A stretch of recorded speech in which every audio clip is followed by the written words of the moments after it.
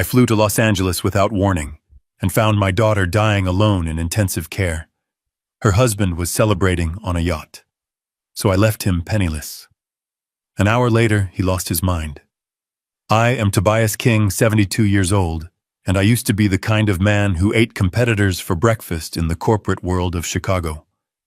I thought I had retired from destroying people, but that night, I realized the wolf inside me was just sleeping.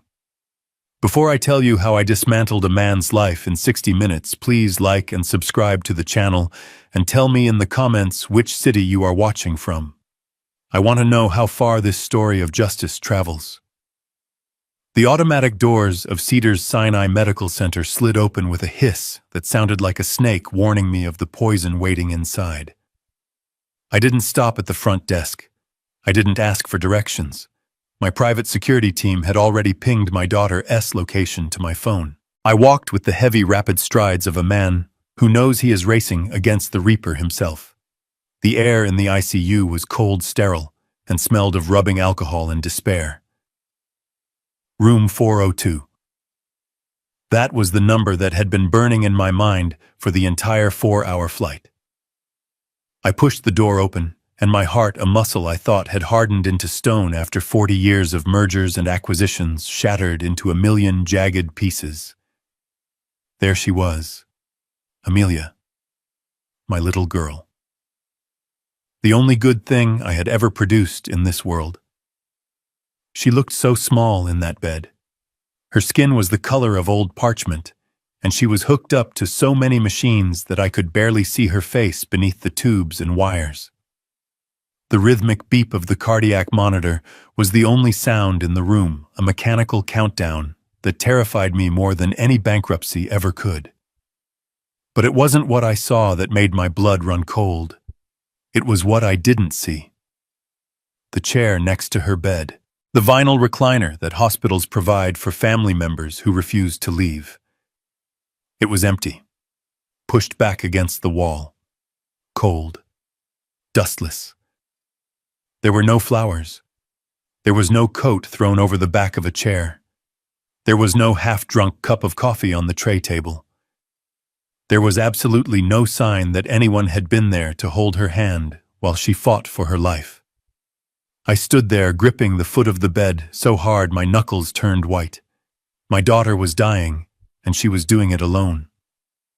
A nurse walked in, a young woman with tired eyes and a clipboard. She stopped when she saw me, surprised by the presence of a man in a 3-piece suit standing like a statue of rage in her ward. "Are you family?" she asked, her voice soft, practiced in the art of breaking bad news. "I am her father," I said, my voice sounding like gravel grinding together. "Where is her husband? Where is Brody?" The nurse hesitated. That hesitation told me everything. In my line of work, silence is an answer. It usually means someone is hiding a liability. She looked at the empty chair, then back at me, and I saw a flash of pity in her eyes. Pity for me. Pity for Amelia. "Mr. Maxwell left about 4 hours ago," she said carefully, choosing her words as if walking through a minefield. "He said he was too overcome with grief. He said he couldn't bear to see her like this. He told us he needed to go to a sanctuary to pray for her soul. To pray." The word hung in the air like a bad joke. I looked at Amelia's unconscious form. 3 years ago, I had stood at an altar and handed this woman to Brody Maxwell. I had given them a wedding gift that most people would call a lottery win. $5 million. I bought them a villa in Malibu because I wanted my daughter to be safe. I wanted her to have a husband who would protect her, cherish her, and sit in a damn uncomfortable hospital chair when she was hurt. I thought I was buying her security. Instead, it seems I just financed a lifestyle for a leech. "He went to pray," I repeated, my tone devoid of any belief. "Yes, sir," the nurse said, though she didn't look convinced either. "He seemed very distraught. He said he was going to the chapel and then to meet with his spiritual advisor." I nodded slowly. I didn't yell at the nurse. It wasn't her fault. I simply pulled out my phone. My hands were steady now, The shock had passed, replaced by a cold, clinical focus. I knew Brody. I knew the man who spent more time grooming his beard than he did working on the startup business I had funded. Brody didn't pray. Brody didn't have a spiritual advisor unless you counted his bartender. I dialed his number. It rang once, twice, 3 times. I watched my daughter's chest rise and fall, mechanically driven by a ventilator, while I waited for the man who promised to love her in sickness and in health to answer his phone. "Hello, Dad, Brody." Oh, gosh, his voice came through the speaker. He was whispering. It was a theatrical, breathless whisper designed to sound like a man broken by sorrow. "Brody," I said, keeping my voice level. "I am at the hospital. The chair is empty. Where are you?" "Oh, Dad. It is just too hard." He sobbed, or at least made a sound that mimicked a sob. "I am at the cathedral downtown. I am on my knees, Dad. I am begging God to save her. I just couldn't watch the machines anymore. I needed to be close to the Holy Spirit. It was a good performance, almost Oscar-worthy. Except for one thing. Brody was careless. He hadn't muted his surroundings properly. In the background, beneath his fake whimpering, I heard something. It wasn't the solemn quiet of a cathedral. It wasn't the chanting of monks or the murmur of prayer. It was a rhythmic thumping, a heavy bass beat. Thump, thump, thump, and then the distinct clink of crystal glasses toasting. And a laugh. A woman's laugh, high-pitched and carefree. "You are at the cathedral?" I asked, my eyes narrowing as I looked at the heart monitor tracking Amelia's struggle. "Yes, Dad. It is very peaceful here." Brody lied the bass in the background, getting louder for a second, as if a door had opened. "I am lighting a candle for her right now. Please tell me there is good news." "There is news, Brody," I said, my voice dropping to a register that used to make CEOs sweat in boardrooms. "Stay there. Keep praying. I will handle everything here." I hung up the phone before he could say another word. I stood in the silence of the ICU, but my head was full of noise. I looked at my daughter one last time. I brushed a strand of hair from her forehead. Her skin was cold. "I promise you, Amelia," I whispered to her. "He won't get away with this." I walked out of the room and signaled to the head of my security detail who was waiting in the corridor. "Track him," I ordered. "We already have, sir," he replied, handing me a tablet. "The GPS on his phone isn't at the cathedral. He is at the Marina del Rey." I looked at the map. The blinking blue dot was stationary on the water. "He is on the boat," my security chief confirmed. "The one you bought for them last Christmas. The Amelia's dream." He wasn't praying. He was partying. On a yacht named after the dying woman he had abandoned. The rage that filled me wasn't hot. It was absolute zero. It was the kind of cold that burns. I didn't just want to hurt him. I wanted to erase him. I wanted to turn his life into ash before the sun came up. Just then, the chief of surgery came around the corner looking frantic. He spotted me and rushed over, sweat beading on his forehead. "Mr. King, thank God you are here," he said, breathless. "We need to operate immediately to relieve the pressure on her brain. It is critical. But we need a signature from the next of kin or a legal guardian." I frowned. Her husband. Brody. Didn't he sign the forms before he left? The doctor shook his head, his face grim. "That is the problem. We called him 3 times. He refused to give verbal consent over the phone. He said he needed to consult his lawyer about the liability risks of the surgery before signing anything. He is stalling, Mr. King. And if we don't operate in the next hour, your daughter is going to die."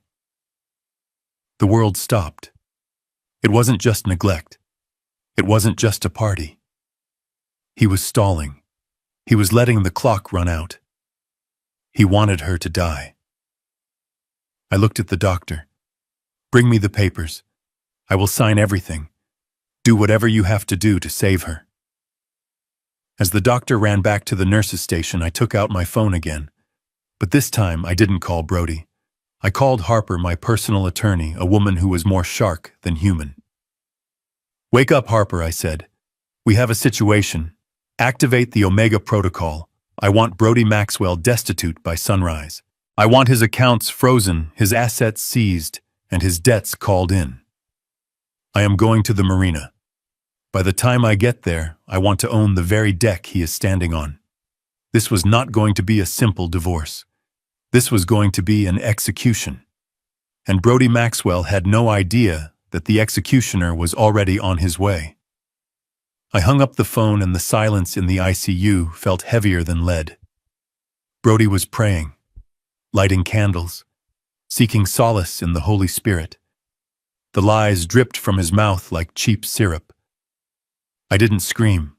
I didn't throw the phone against the wall, though every fiber of my being wanted to shatter something. In the business world, they called me the Ice King because I never let emotion dictate my next move.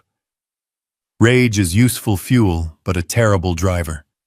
I tapped the screen of my phone and dialed a number that wasn't in any public directory. It connected immediately. "Find him," I said. I didn't need to say a name. My head of security, a former Mossad agent named Lev, knew exactly who I was talking about. We had been tracking Brody's spending for months, but tonight I needed more than credit card receipts. I needed coordinates. "On it," Lev replied. His voice was calm, efficient, detached. Just the way I liked it. "Give me 5 minutes." 5 minutes. It felt like 5 years. I looked back at Amelia. My beautiful Amelia. She was the only thing in this world that mattered. When my wife Sarah died 20 years ago, she left me with a hole in my heart and a little girl with eyes the color of the ocean. I promised Sarah I would protect her. I promised I would give her everything she never had. And I did. I gave her the best schools, the best clothes, the best life money could buy. I shielded her from the cruelty of the world. I let her believe that love was pure, that people were good. That was my mistake, my fatal error. I raised a lamb, and then I let her marry a wolf. Brody Maxwell, the charming entrepreneur with the $1 million smile and the $10 soul. I knew what he was the moment I met him. I saw the way he looked at our estate, not with appreciation, but with appraisal. I saw the way he ordered the most expensive wine without knowing how to pronounce it. But Amelia was in love. She was glowing. She told me he was her soulmate. She begged me not to ruin it with my cynicism, with my contracts and my background checks. "It is true love, Daddy." She had said, her eyes shining with tears. "Please just be happy for me. Just this once, don't be the businessman. Be my dad." So I relented. I let her marry him without a prenup. I gave them the house in Malibu. I funded his venture capital firm that never seemed to venture or capitalize on anything. I thought if I filled his pockets enough, he wouldn't need to empty hers. I was a fool. A rich, powerful fool. My phone buzzed. It was Lev. "He is not at the cathedral," Lev said. "I know," I replied. "Where is he?" Marina del Rey, Lev confirmed. "Dock 42. He is on the yacht. And sir, he is not alone. There are at least 20 guests. Catering trucks were seen leaving an hour ago." "The marina?" "Of course. The yacht I bought them for their first anniversary. The Amelia S. Dream. He was throwing a party on the boat named after his dying wife. The audacity was breathtaking. It was almost impressive in its sheer monstrosity." "Thank you, Lev," I said. "Keep watching him. Don't let him leave." I hung up and stared at the phone. My hand was shaking now, not from shock, but from the sheer force of the violence I was holding back. He was celebrating, while she was fighting. For every breath he was popping champagne corks. Suddenly the door to the ICU room burst open. It was the chief of surgery again, but this time he looked even more frantic than before.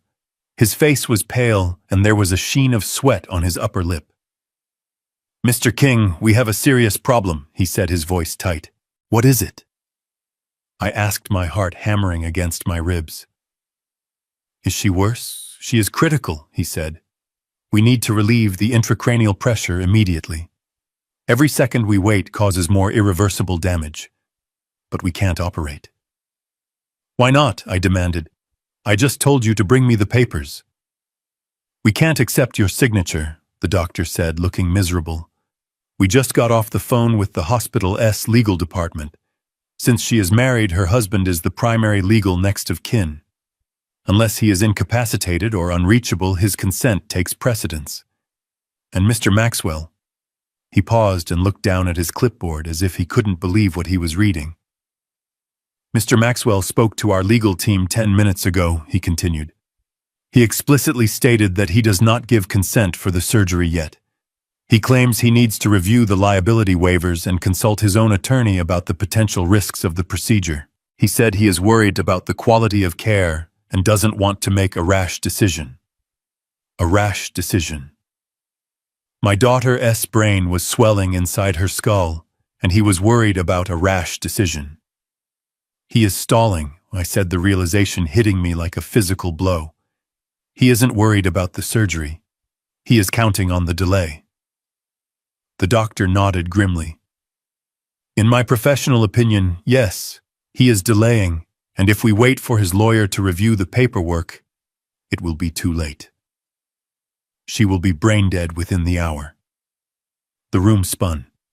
It wasn't just negligence. It wasn't just a party. It was murder.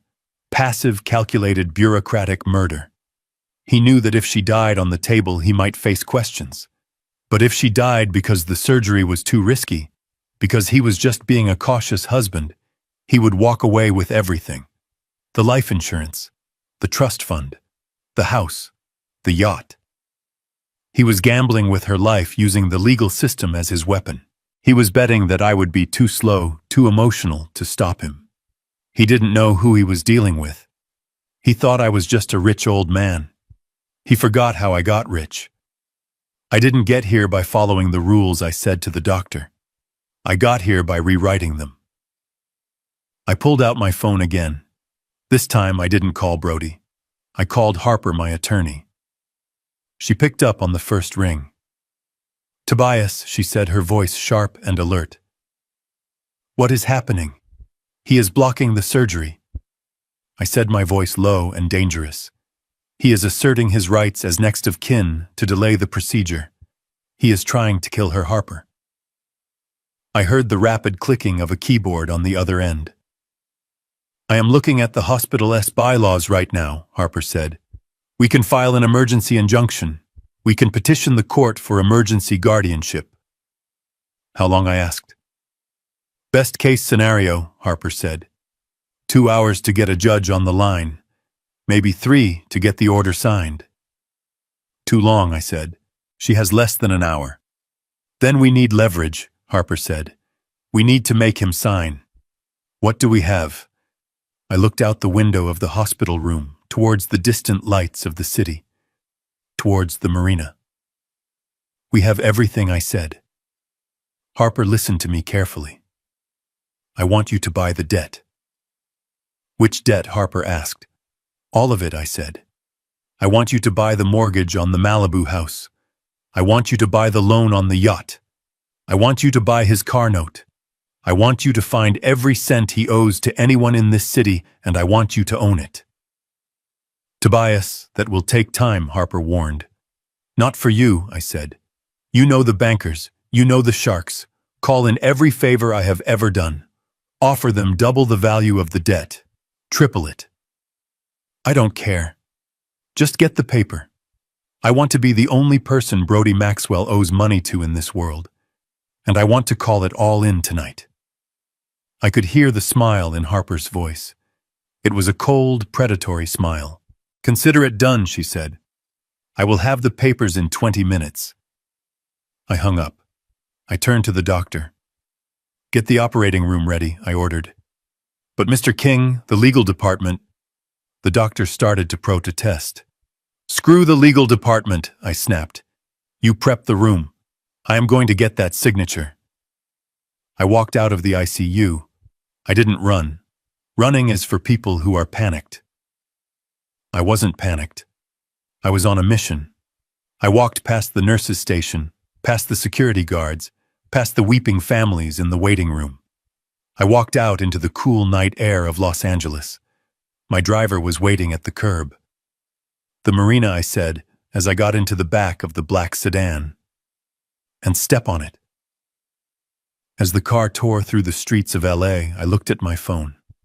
Lev had sent me a live feed from a drone he had deployed over the marina. On the screen, I could see the Amelia S. Dream. It was lit up like a Christmas tree. People were dancing on the deck. Waiters were passing trays of hors d'oeuvres. And there, in the center of it all, was Brody. He was wearing a white linen suit, holding a glass of champagne, and laughing. His head was thrown back, his arm around the waist of a blonde woman in a red dress. He looked like a king holding court. He looked like a man who had just won the lottery. Enjoy it, Brody, I whispered to the screen. Enjoy your last drink, because the hangover is going to be hell. I watched as he raised his glass in a toast. I couldn't hear what he was saying, but I could imagine. To freedom, to money, to the stupid old man and his dying daughter. He had no idea that the stupid old man was 10 minutes away. He had no idea that the debt he thought was his ticket to freedom was about to become a noose around his neck. I checked my watch.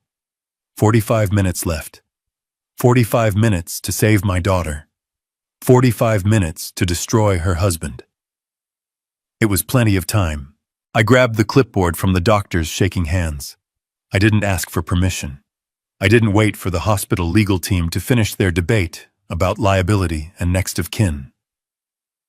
I pulled a fountain pen from my inside pocket, the heavy platinum Mont Blanc I used to sign mergers that dismantled companies, and I scribbled my signature across the bottom of the liability waiver. It was a document that said if she died on that table, I would not sue. It was a document that said I was taking full financial and legal responsibility for the life of my daughter. I am the bank. I told the surgeon, my voice low and dangerous, vibrating, with the kind of authority that doesn't leave room for argument.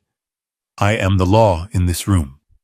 If you wait for that man to give you permission, you are an accomplice to her murder.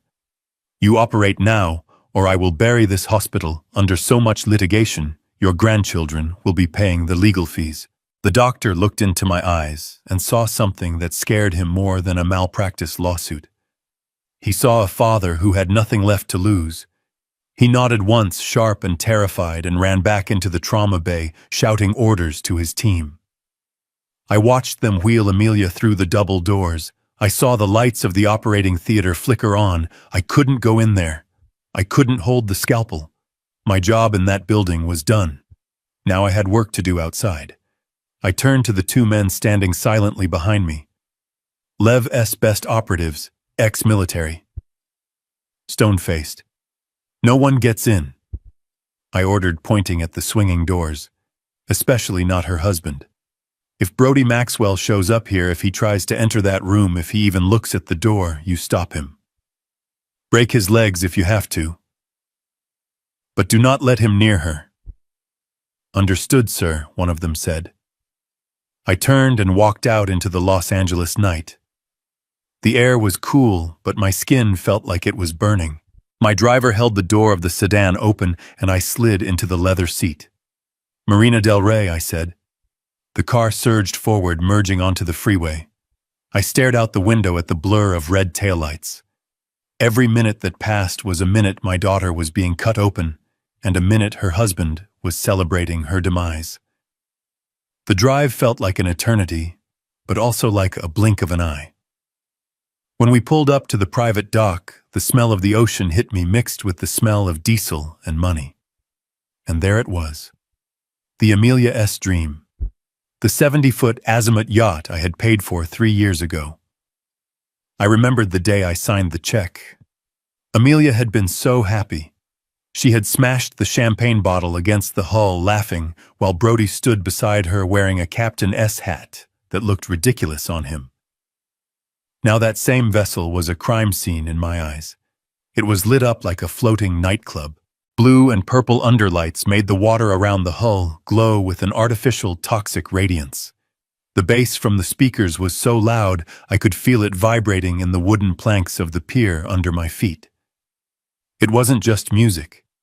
It was a rhythmic thumping disrespect, a celebration of freedom while my daughter lay in a coma.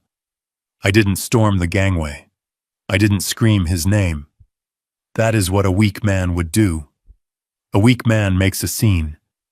A strong man makes a plan.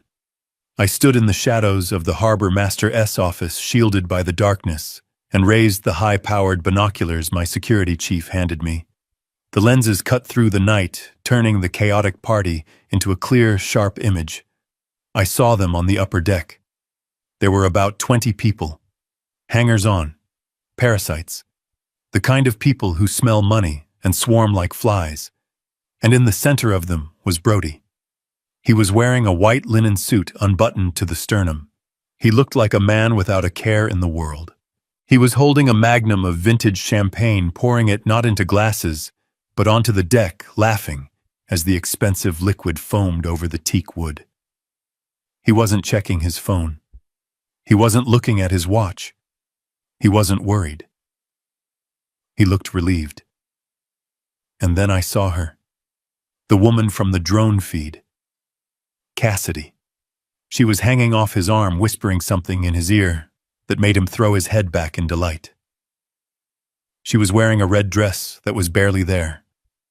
But it wasn't the dress that made my vision blur with red rage. It wasn't her hand on his chest. It was what was around her neck. I adjusted the focus on the binoculars, my hands trembling with a rage so profound it felt like I was freezing to death. The diamonds caught the strobe lights of the yacht and sparkled with a fire I knew well. It was a vintage pendant. Art Deco.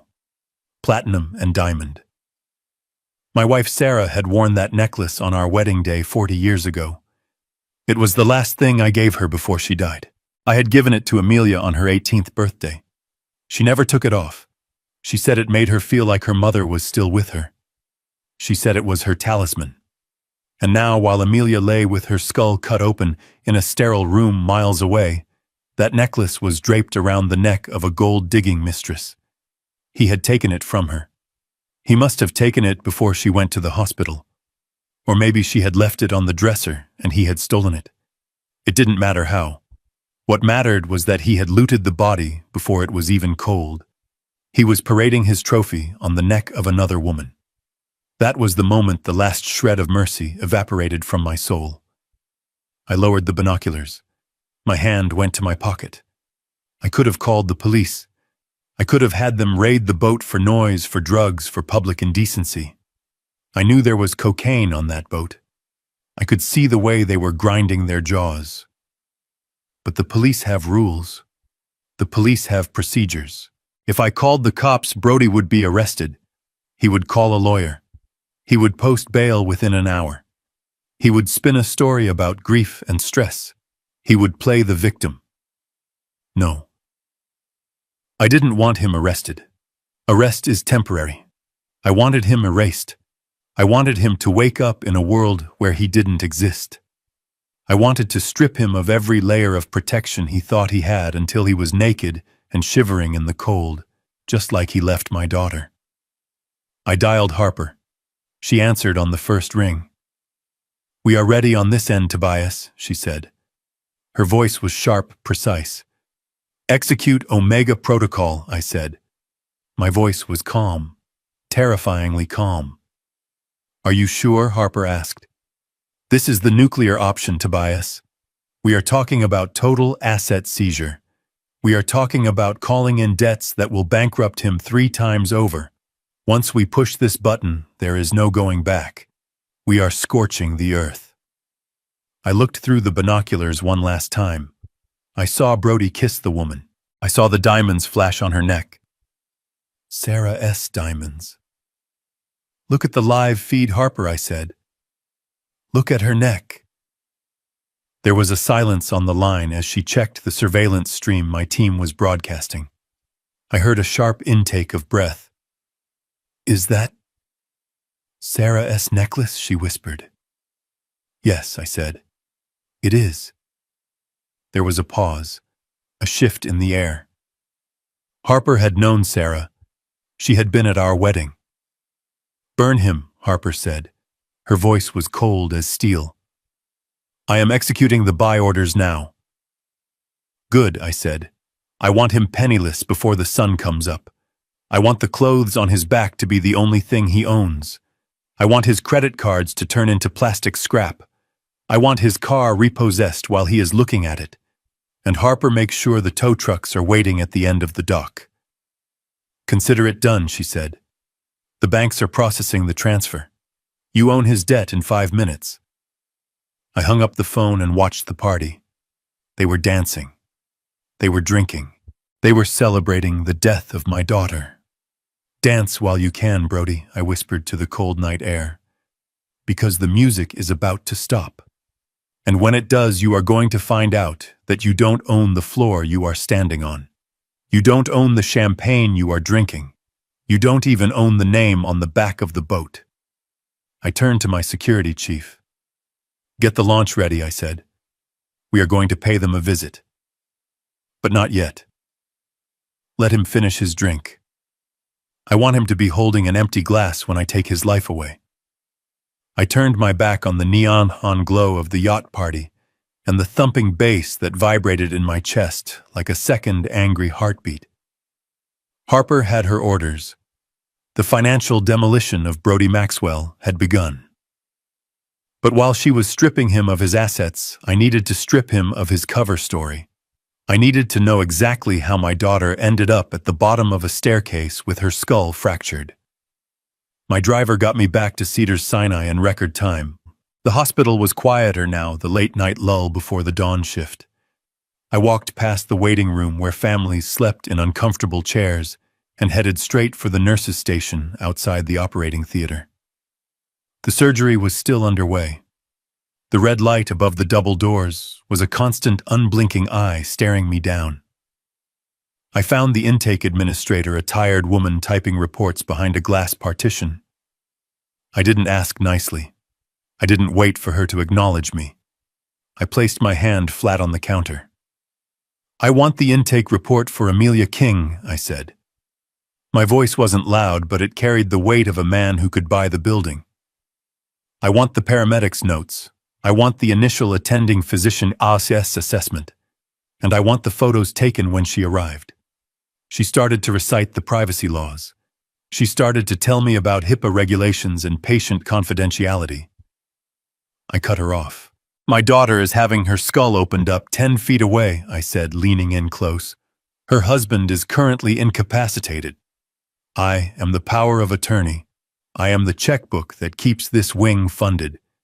Give me the file, or I will have the board of directors here in 20 minutes to fire you personally." It was a bluff, but a good one. She handed over a tablet with the digital case file. I took it to a corner of the waiting room and sat down. My hands were steady, but my stomach was churning acid. I scrolled to the incident report. The narrative was simple. Too simple. It read, "Patient found at the bottom of the main staircase in primary residence. Husband reports she lost her footing while descending. Mechanical fall. Blunt force trauma to the left parietal lobe. Mechanical fall." That is medical speak for an accident. A trip. A slip. A clumsy mistake. I swiped to the photos. They were hard to look at. My beautiful girl, bruised and broken. Her face was swollen. There was a laceration on her forehead. But I didn't focus on the injuries that came from the fall. I looked for the injuries that came before the fall. I zoomed in on her wrists. There they were. Faint purplish marks on the inside of her forearms. To an untrained eye, they looked like shadows or maybe intravenous bruising from the paramedics. But I didn't have an untrained eye. I grew up on the south side of Chicago before I wore Italian suits. I learned to fight in alleys before I fought in boardrooms. I knew what a defensive wound looked like. Those weren't marks from hitting a banister. Those were finger marks. Someone had grabbed her, hard. Someone had held her wrists while she struggled to pull away. The image triggered a memory that hit me with the force of a physical blow. 2 weeks ago, my phone had rung late at night. It was Amelia. She was crying so hard I could barely understand her. "Daddy, he is stealing from me," she had sobbed. I checked the joint trust account, the one for the baby we were planning. "It is empty, Dad. $300,000. Gone." When I asked him about it, he laughed. He said he invested it. He said I was being paranoid. I had felt the rage then, but I had tamped it down. I told her to be calm. I told her not to confront him again. I told her I would have my accountants look into it and we would fix it legal and clean. I told her to lock her bedroom door. I was a fool. I told her to wait because I wanted to build a case. I wanted a clean divorce. I treated her life like a business transaction.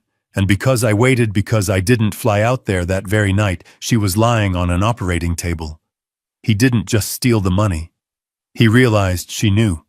He realized the gravy train was about to derail. I looked back at the tablet. A fall down the stairs didn't explain the bruises. It didn't explain the lack of defensive wounds on her palms. If you fall forward, you put your hands out to catch yourself. Her palms were clean. She hadn't fallen. She had been incapacitated before she went over the edge. I stood up, pacing the small waiting area. The pieces didn't fit. Brody was weak. He was a coward.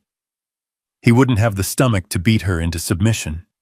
He would need a cleaner way, a quieter way. Just then I felt a presence behind me. I turned around. It was a nurse, not the one from the front desk. This was a young man, probably in his late 20s, wearing blue scrubs. He looked nervous. He kept glancing at the security cameras in the ceiling. "Mr. King," he whispered. "Yes," I said, stepping into the blind spot of the hallway pillar. "I was the triage nurse when she came in," he said, his voice shaking. I drew her blood work before she went to scans, and I asked, sensing he was holding back something vital. "The attending physician." "He is a good man, but he is overworked," the nurse said rapidly. He looked at the trauma. He looked at the head wound. He treated the immediate threat, but he missed something in the blood panel. Or maybe he didn't miss it. Maybe he just thought it was a lab error because it didn't make sense. What didn't make sense, I demanded, gripping his shoulder. The nurse reached into his pocket and pulled out a crumpled printout. It wasn't part of the official digital file I had just read. It was a raw lab result. Her glucose levels were critically low, the nurse said. 40 milligrams per deciliter. She was in hypoglycemic shock. But look at the insulin levels. I looked at the numbers. I didn't need to be a doctor to see the anomaly. The insulin level was off the charts. It was sky high. "Is my daughter diabetic?" I asked the nurse, even though I knew the answer. "No, sir," the nurse said. "Her medical history is clean. No diabetes. No history of hypoglycemia. There is no physiological reason for her to have that much insulin in her system. Her pancreas couldn't produce that much if it tried." I stared at the paper. The numbers blurred into a red haze. "Exogenous," the nurse whispered. "That is what we call it. It came from outside the body." "Someone injected her," I said, my voice flat. The nurse nodded. "A large dose. Enough to cause confusion, dizziness, muscle weakness. Enough to make someone pass out or stumble. If you injected someone with that much insulin and they were standing at the top of a staircase, they wouldn't be able to catch themselves." I finished the sentence for him. They would fall like a stone. It wasn't an accident. It wasn't a fight that got out of hand. It was a cold, calculated execution. Brody knew he couldn't beat her in a physical fight. She was fit, she was strong. So he drugged her. He waited until she was disoriented, until her brain was starving for sugar, until her legs gave out. And then he gave her a push. The bruises on her wrists were from him holding her steady while he stuck the needle in. I looked at the nurse. Does anyone else know this? I put the note in the file, but I think it got lost in the shuffle of the emergency surgery, the nurse said. I just thought you should know. It didn't feel right. The husband, he was asking about the autopsy. Before she was even dead, he asked if an autopsy would be mandatory for an accidental fall. That was the final nail. Thank you, I said to the nurse. You just saved my daughter justice. I walked back to the window. I looked out at the city lights. Harper was currently destroying Brody's financial life. But that wasn't enough anymore. Bankruptcy is a problem for a living man. Brody Maxwell didn't deserve to be a living man. He was a murderer. He had tried to commit the perfect crime. He used a weapon that disappears from the bloodstream, a weapon that mimics natural causes.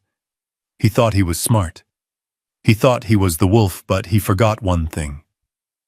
Wolves hunt in packs. But a lion hunts alone. And he had just walked into the lion's den.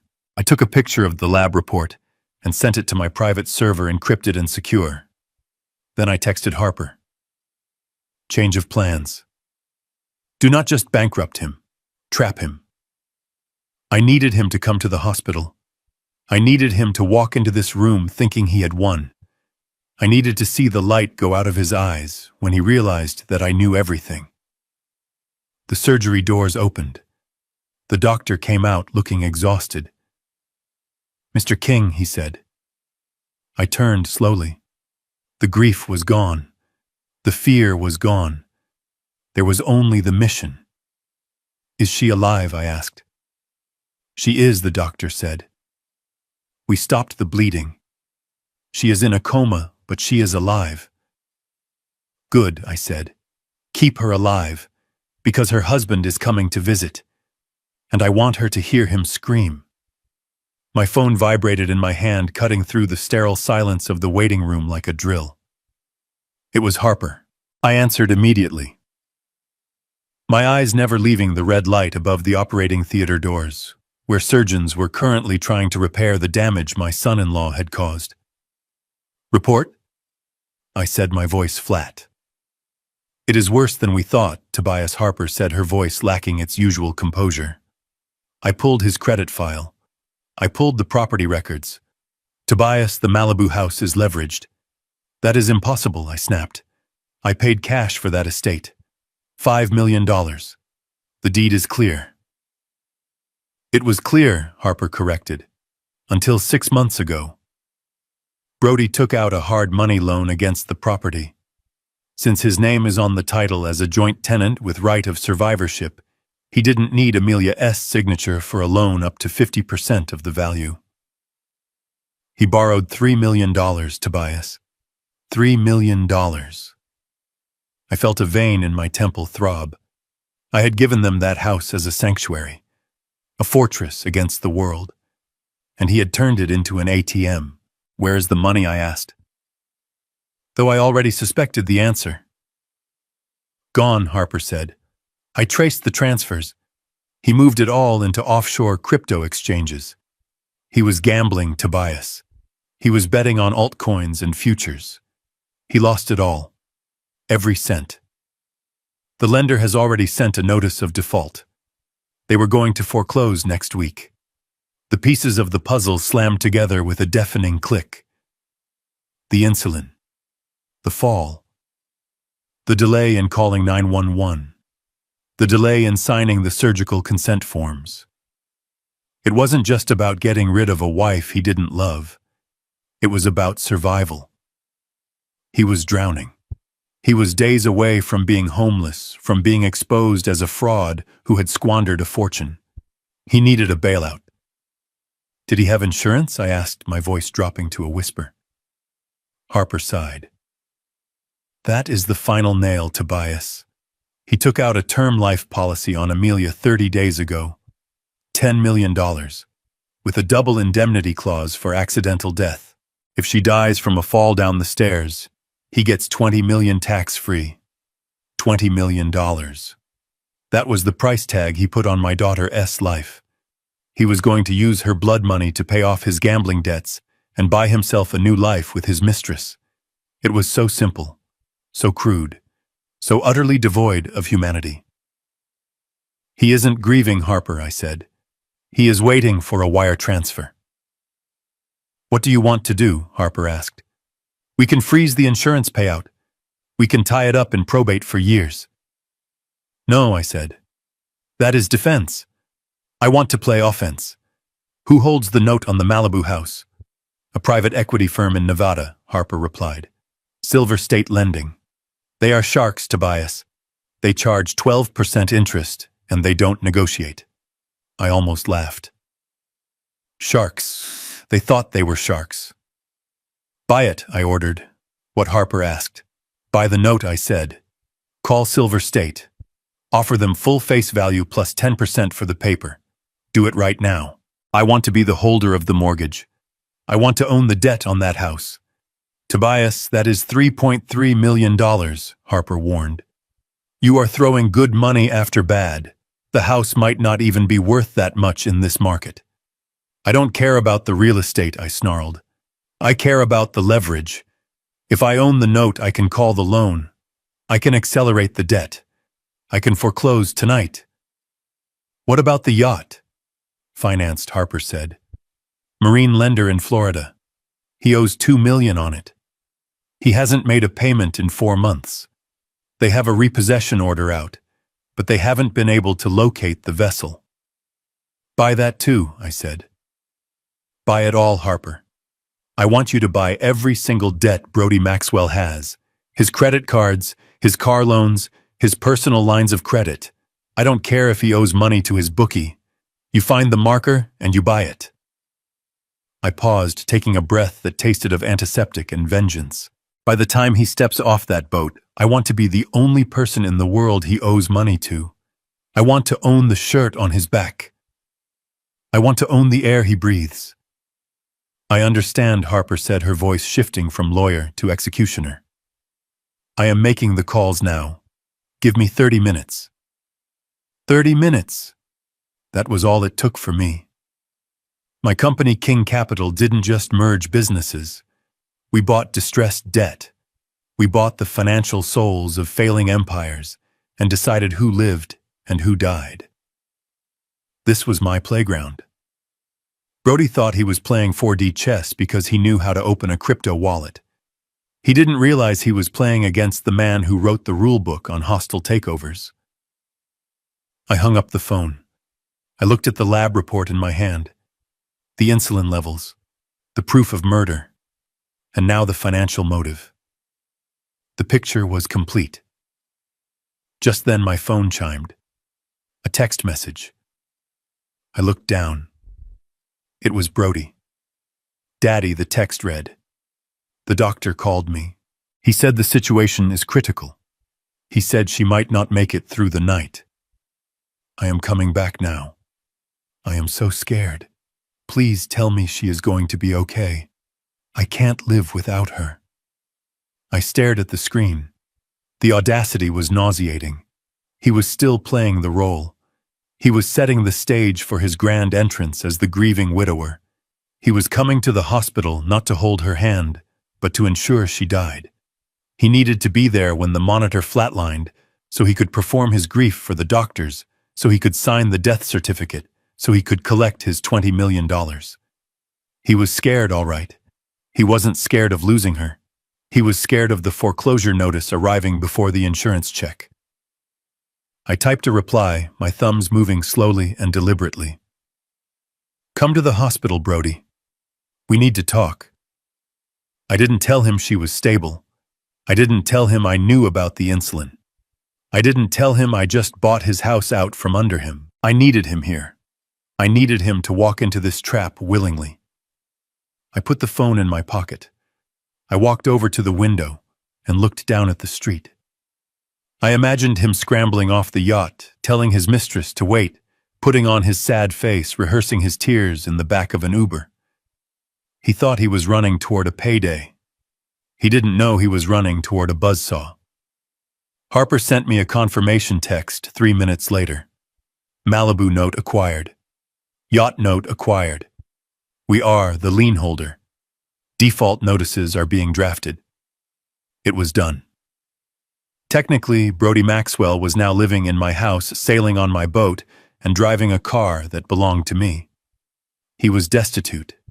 He was a trespasser in his own life. The surgery doors opened again. A nurse stepped out. "Mr. King," she said softly, "you can come in now. She is in recovery." I turned away from the window. The financial ruin was just the appetizer. The main course was about to be served, and I was going to make sure Brody choked on it. I looked at the text message from Brody claiming he was rushing back to the hospital, and I knew I had to stop him. If he came back now, he would throw himself on the floor and weep. He would play the role of the devastated husband perfectly for the doctors and the nurses. He would turn this tragedy into his personal stage, and I would lose the element of surprise. I needed him on that boat. I needed him surrounded by his vices, his mistress, and his arrogance when I pulled the rug out from under him. I didn't want him here holding my daughter's hand. I wanted him there holding a bottle of champagne. I typed a reply, my fingers moving with the precision of a sniper adjusting his scope. "Stay where you are, son," I wrote. "The doctors are working. It is a mess here. I need you to keep praying. Your spiritual strength is the only thing helping her right now. I will handle the logistics. Do not come until I call you." I hit send. It was the kind of message a controlling father-in-law would send, the kind of message that gave a coward exactly what he wanted. An excuse to avoid reality. I knew Brody. He didn't want to see blood. He didn't want to hear the monitors beeping. He wanted to be told that someone else was handling the hard part while he waited for the wire transfer. I watched the delivery receipt turn into a read receipt. He didn't reply. Of course he didn't. He was probably relieved. He had done his duty. He had offered to come. Now he could go back to his party with a clear conscience. I put the phone away and walked into the recovery room. The air was heavy with the smell of antiseptic and silence. Amelia lay there, still as a statue. Her head was wrapped in heavy bandages. Her face was pale, bruised, swollen, but she was breathing. The rhythmic rise and fall of her chest was the most beautiful thing I had ever seen. The surgeon, Dr. Aris, was checking her vitals. He looked up when I entered. "The surgery went better than expected, Mr. King," he said. His voice hushed. "We relieved the pressure. The swelling is going down. She is in a coma, but her brain activity is stable. She is a fighter. If she makes it through the next 12 hours, her prognosis is good." I nodded, feeling a wave of relief so strong it almost brought me to my knees. She was going to live. My girl was going to live. But then I looked past the doctor to the corner of the room. There was a nurse standing there, a young woman with dark hair adjusting an IV drip. I had seen her earlier. She was the one who had been texting frantically when I first arrived. She was the one who had looked at Brody with a little too much familiarity when he visited last week, according to my security logs. If Brody had a mole inside the hospital, it was her. She was the leak. I needed Brody to believe he had won. I needed him to let his guard down completely. I needed him to celebrate.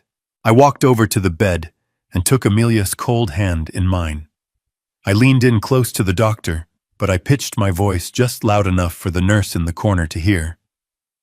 "Doctor," I said, letting my voice crack with fake despair. "Be honest with me. The damage is too extensive, isn't it?" The doctor looked at me confused. He opened his mouth to correct me, to say that she was stable, but I squeezed his arm hard, giving him a sharp look that said, "Play along." He was a smart man. He closed his mouth. "I don't think she's going to make it through the night," I said, my voice trembling. "Look at her. She is fading. I need to prepare myself for the end." I buried my face in my hands, feigning a sob.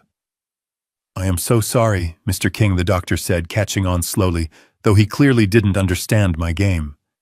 "We are doing everything we can, but—" "It is not enough," I interrupted. "She is gone. I can feel it. My little girl is gone." I stayed like that for a moment, shoulders shaking, listening. I heard the soft squeak of rubber shoes on linoleum. The nurse was moving. She checked the monitor one last time, then slipped quietly out of the room. I waited 10 seconds. Then I stood up, my face instantly dry and composed. "Thank you, doctor," I said. "Keep her stable. And don't let that nurse back in this room." I walked out into the hallway and pulled out my tablet. I opened the app that controlled the surveillance drone hovering 500 feet above the Marina del Rey. The feed was crystal clear in 4K resolution. I saw Brody on the deck of the Amelia S. Dream. He was looking at his phone. The glow of the screen illuminated his face. I zoomed in. I saw the exact moment he got the text. I saw his eyes widen. I expected him to look sad. I expected him to at least pretend to cover his mouth in shock. Even when no one is watching, most people maintain the mask. But Brody Maxwell wasn't most people. He was a monster. A grin spread across his face. It started slow, and then took over his entire being. It was a look of pure, unadulterated ecstasy. He threw his head back and let out a shout that the drone-S microphone picked up over the thumping music. "I am free," he screamed. "I am finally free." He didn't drop to his knees. He didn't call his mother. He turned to the bar and grabbed a magnum of Dom Perignon. He shook it violently, the expensive wine foaming inside the green glass. He popped the cork and sprayed it into the night air, laughing like a maniac. The woman Cassidy ran over to him. She looked concerned for a second, probably wondering if the news was bad. He grabbed her by the waist and spun her around. "She is not going to make it," he shouted over the music. "The old man just told me. She is done. We are rich, baby. We are rich." Cassidy's concern evaporated. She laughed a high, piercing sound that made my skin crawl. She grabbed his face and kissed him hard. 20 million, she asked, breathless. 20 million, he confirmed, pouring the champagne into her mouth. And the house. And the boat. "It is all ours. No more hiding. No more pretending. Ding dong, the witch is dead." I watched them on the screen. I watched him dance on the grave of the wife who wasn't even dead yet. I watched him toast to his own victory. I hit the record button. This was it. The financial ruin I had unleashed with Harper was just business. It was cold. It was numbers on a spreadsheet. But this video, this was the end of his soul. This was the evidence that would turn every jury, every judge, and every person in America against him. It proved motive. It proved malice. It proved he was devoid of humanity. He wasn't grieving. He was partying. I saved the clip to 3 different secure cloud servers. I sent a copy to Harper. I sent a copy to the district attorney's personal email address, a man I played golf with on Sundays. "You think you are free, Brody?" I whispered to the tablet. "You think the nightmare is over. But you are wrong. You just woke up." I saw him refill his glass, his movements loose and sloppy. He was drunk on power, drunk on money he didn't have, and drunk on premium vintage. I checked the time.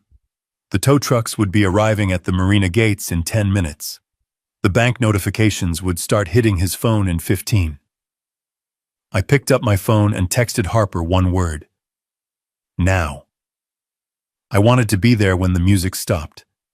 I wanted to see his face when the lights went out. I put the tablet in my briefcase and signaled to my security team. "Let's go," I said. "The party is over."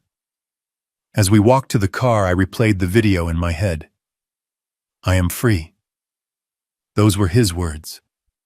I was going to make sure that for the rest of his miserable life, the only thing Brody Maxwell would be free of was hope. He would never be free again. He would be owned by the state, by the prison system, and by the memory of the night he celebrated too soon. The drive to the marina was a blur of streetlights and cold fury. I wasn't Tobias King the father anymore. I was Tobias King the reaper, and I had a harvest to collect. My driver navigated the dark streets of Los Angeles with the smooth precision of a predator stalking prey, but my focus wasn't on the road. It was on the tablet resting on my knees. The drone feed had given me the visual proof of Brody's celebration, but I needed more. I needed the words. I needed the confession. I needed to hear the rot in his soul so I could excise it without a shred of hesitation. I opened a secure application on my tablet. It was a piece of software developed by my old firm specifically for high-net-worth clients who needed to keep an eye on their assets. When I bought the Amelia S Dream, I didn't just pay for teak decks and Italian leather.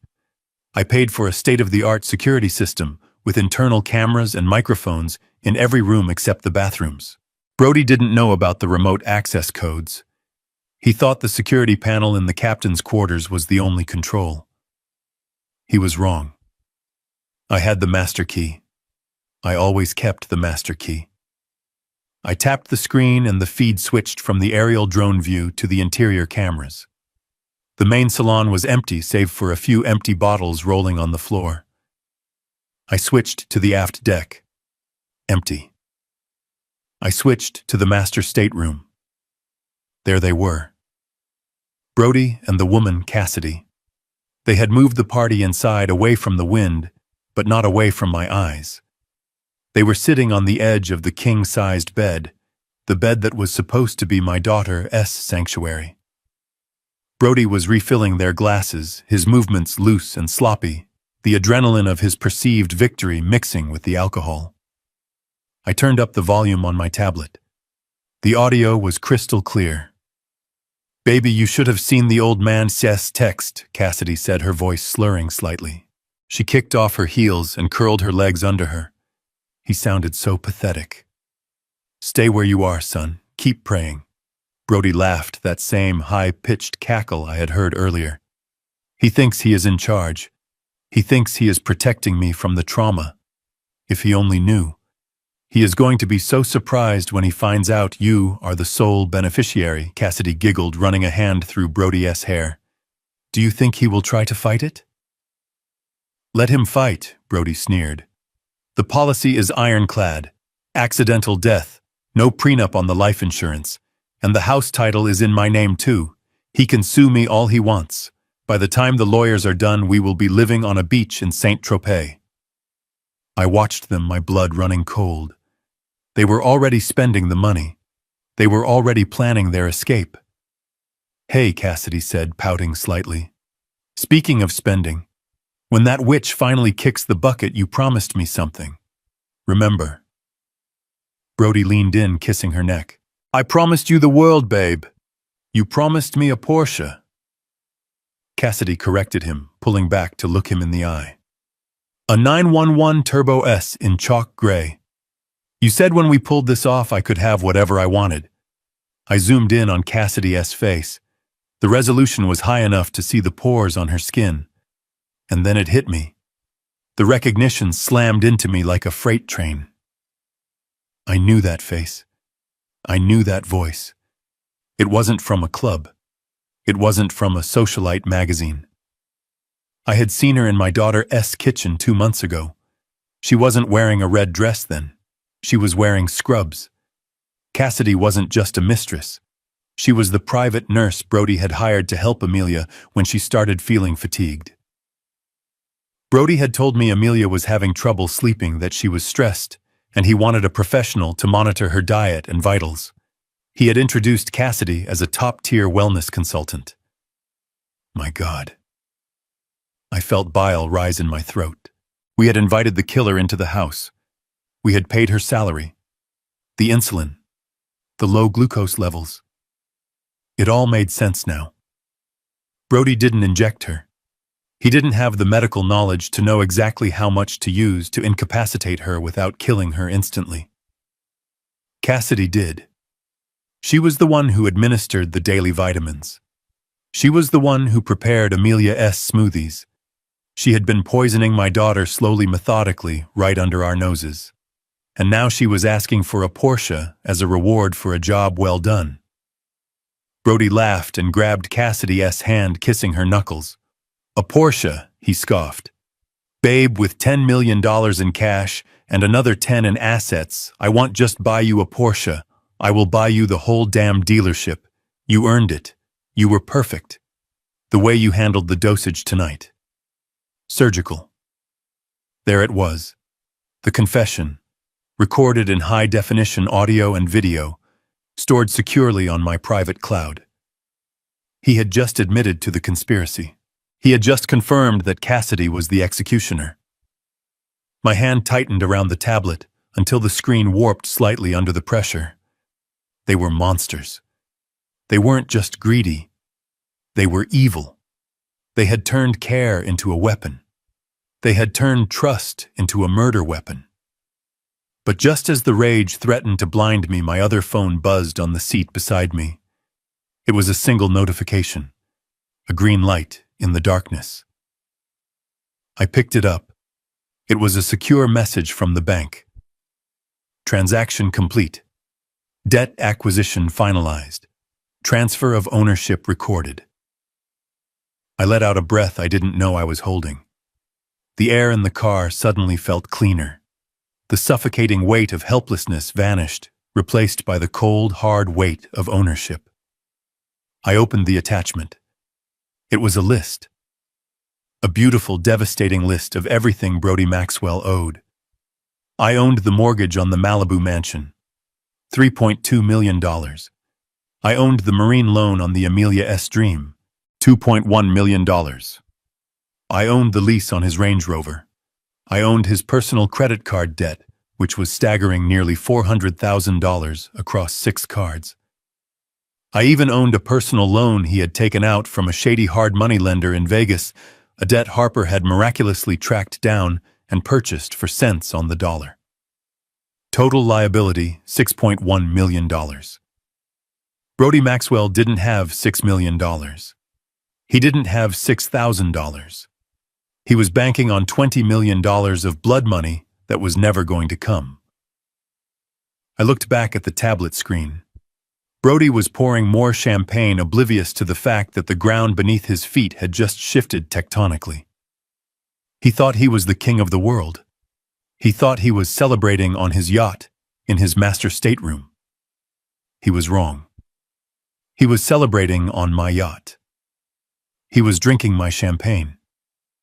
He was sleeping with his accomplice in my bed. He was trespassing. I looked at the driver. How far? 2 minutes, sir, the driver replied. We are passing the security gate now. Good, I said. I picked up the phone and dialed Harper. It is done, she answered before I could speak. You own him, Tobias. Every cent. Paperwork, I asked. Filed electronically, Harper said. You are the lien holder of record. You have the right to accelerate the debt immediately due to the breach of contract clauses regarding illegal activity and misuse of collateral. Illegal activity, I repeated, looking at the video of the drug-fueled party. Oh, we have plenty of that. I hung up. I looked at the tablet one last time. Brody was laughing again, oblivious. I hope you enjoyed the Porsche dream, Cassidy, I whispered, because you are about to find out that the only thing Brody can afford to give you is a ride in the back of a squad car. The car slowed down. We had arrived at the marina. I saw the flashing lights of the tow trucks Harper had arranged waiting in the shadows like wolves. I saw the outline of my private security team standing at the end of the dock. I opened the car door and stepped out. The sea air was cold and salty. I buttoned my jacket. I adjusted my cuffs. It was time to go aboard. It was time to introduce the new owner. I stood at the end of the dock, shrouded in the mist that rolled off the Pacific, my eyes fixed on the tablet screen. The digital glow illuminated the grim satisfaction on my face. On the deck of the Amelia S. Dream, the party was reaching a fever pitch. The champagne was flowing like water, but even the deepest wells run dry eventually. I watched as Brody signaled to the head of the catering staff, a man in a black vest holding a digital payment terminal. More Brody shouted over the music, his voice slurring with unearned confidence. "Bring out the reserves, the Cristal, and get some of that beluga caviar from the galley. We are celebrating tonight." The caterer nodded professionally and presented the terminal. It was a substantial bill. Thousands of dollars in alcohol and premium food consumed in less than 3 hours. Brody didn't even look at the total. He reached into his jacket pocket and pulled out a heavy black card. It was the Centurion card. The black card. It had my daughter's name on it, but he wielded it like Excalibur. He thought it was a magic wand that could conjure a lifestyle he hadn't earned. He tapped the card against the machine with a flourish, a gesture of supreme arrogance. He turned back to Cassidy, grinning, waiting for the beep of approval. But there was no beep. There was a harsh, discordant buzz. The red light on the top of the terminal flashed once, twice. I zoomed in on the feed. I wanted to see the confusion in high definition. Brody frowned. He tapped the card again, harder this time, as if physical force could compel the banking system to submit to his will. "It is the chip," Brody snapped at the waiter. "Swipe it. The machine is glitching." The waiter swiped the card. He looked at the screen and then looked up at Brody, his expression shifting from subservience to suspicion. "I am sorry, Mr. Maxwell," the waiter said, his voice cutting through a lull in the music. "The card has been declined. The machine says pick up. That means I have to confiscate it, sir." The music didn't stop, but the laughter around Brody died instantly. The parasites, sensing a weakness in their host, went quiet. "Confiscate it?" Brody laughed, a nervous, high-pitched sound. "Do you know who I am? That is an unlimited card. There is no limit." "Run it again." "It is declined, sir," the waiter repeated, holding his ground. "Do you have another form of payment?" Brody's face flushed a deep, ugly crimson.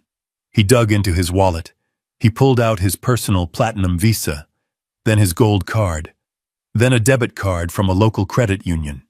He threw them at the waiter one by one. "Try these," he barked. "It is a bank error. Their servers are probably down for maintenance." I watched as the waiter ran the first card. Declined. The second card. Declined. The debit card. Declined. Harper had done her work with surgical precision. Every line of credit associated with Brody Maxwell's Social Security number had been frozen, purchased, or maxed out by penalties she had triggered. He didn't just have bad credit.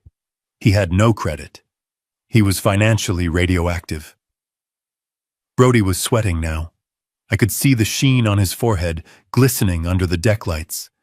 His friends were exchanging glances. The whispers started. The women were pulling their shawls tighter, stepping back as if poverty were contagious. "This is ridiculous," Brody shouted, snatching the cards back. "Let me make a call. My private banker is going to hear about this. Heads are going to roll." He pulled out his phone, the latest model iPhone I had bought him for his birthday. He dialed a number and put it to his ear, plugging his other ear with a finger to block out the noise of the party he could no longer afford. I switched the audio feed on my tablet to intercept his call. I heard the ringing. Then the automated voice of the high-net-worth client services line. "Identity verified," the mechanical voice said. "Mr. Maxwell, please hold for an urgent message regarding your account status." Brody tapped his foot impatiently. He winked at Cassidy, mouthing, "1 second, babe." Then a human voice came on the line. Cold, professional, unsympathetic. "Mr. Maxwell, this is the Fraud and Security Department." Finally, Brody hissed, "Unfreeze my cards. I am in the middle of an event, and your incompetence is embarrassing me." "Mr. Maxwell," the voice interrupted, "your accounts have not been frozen by error.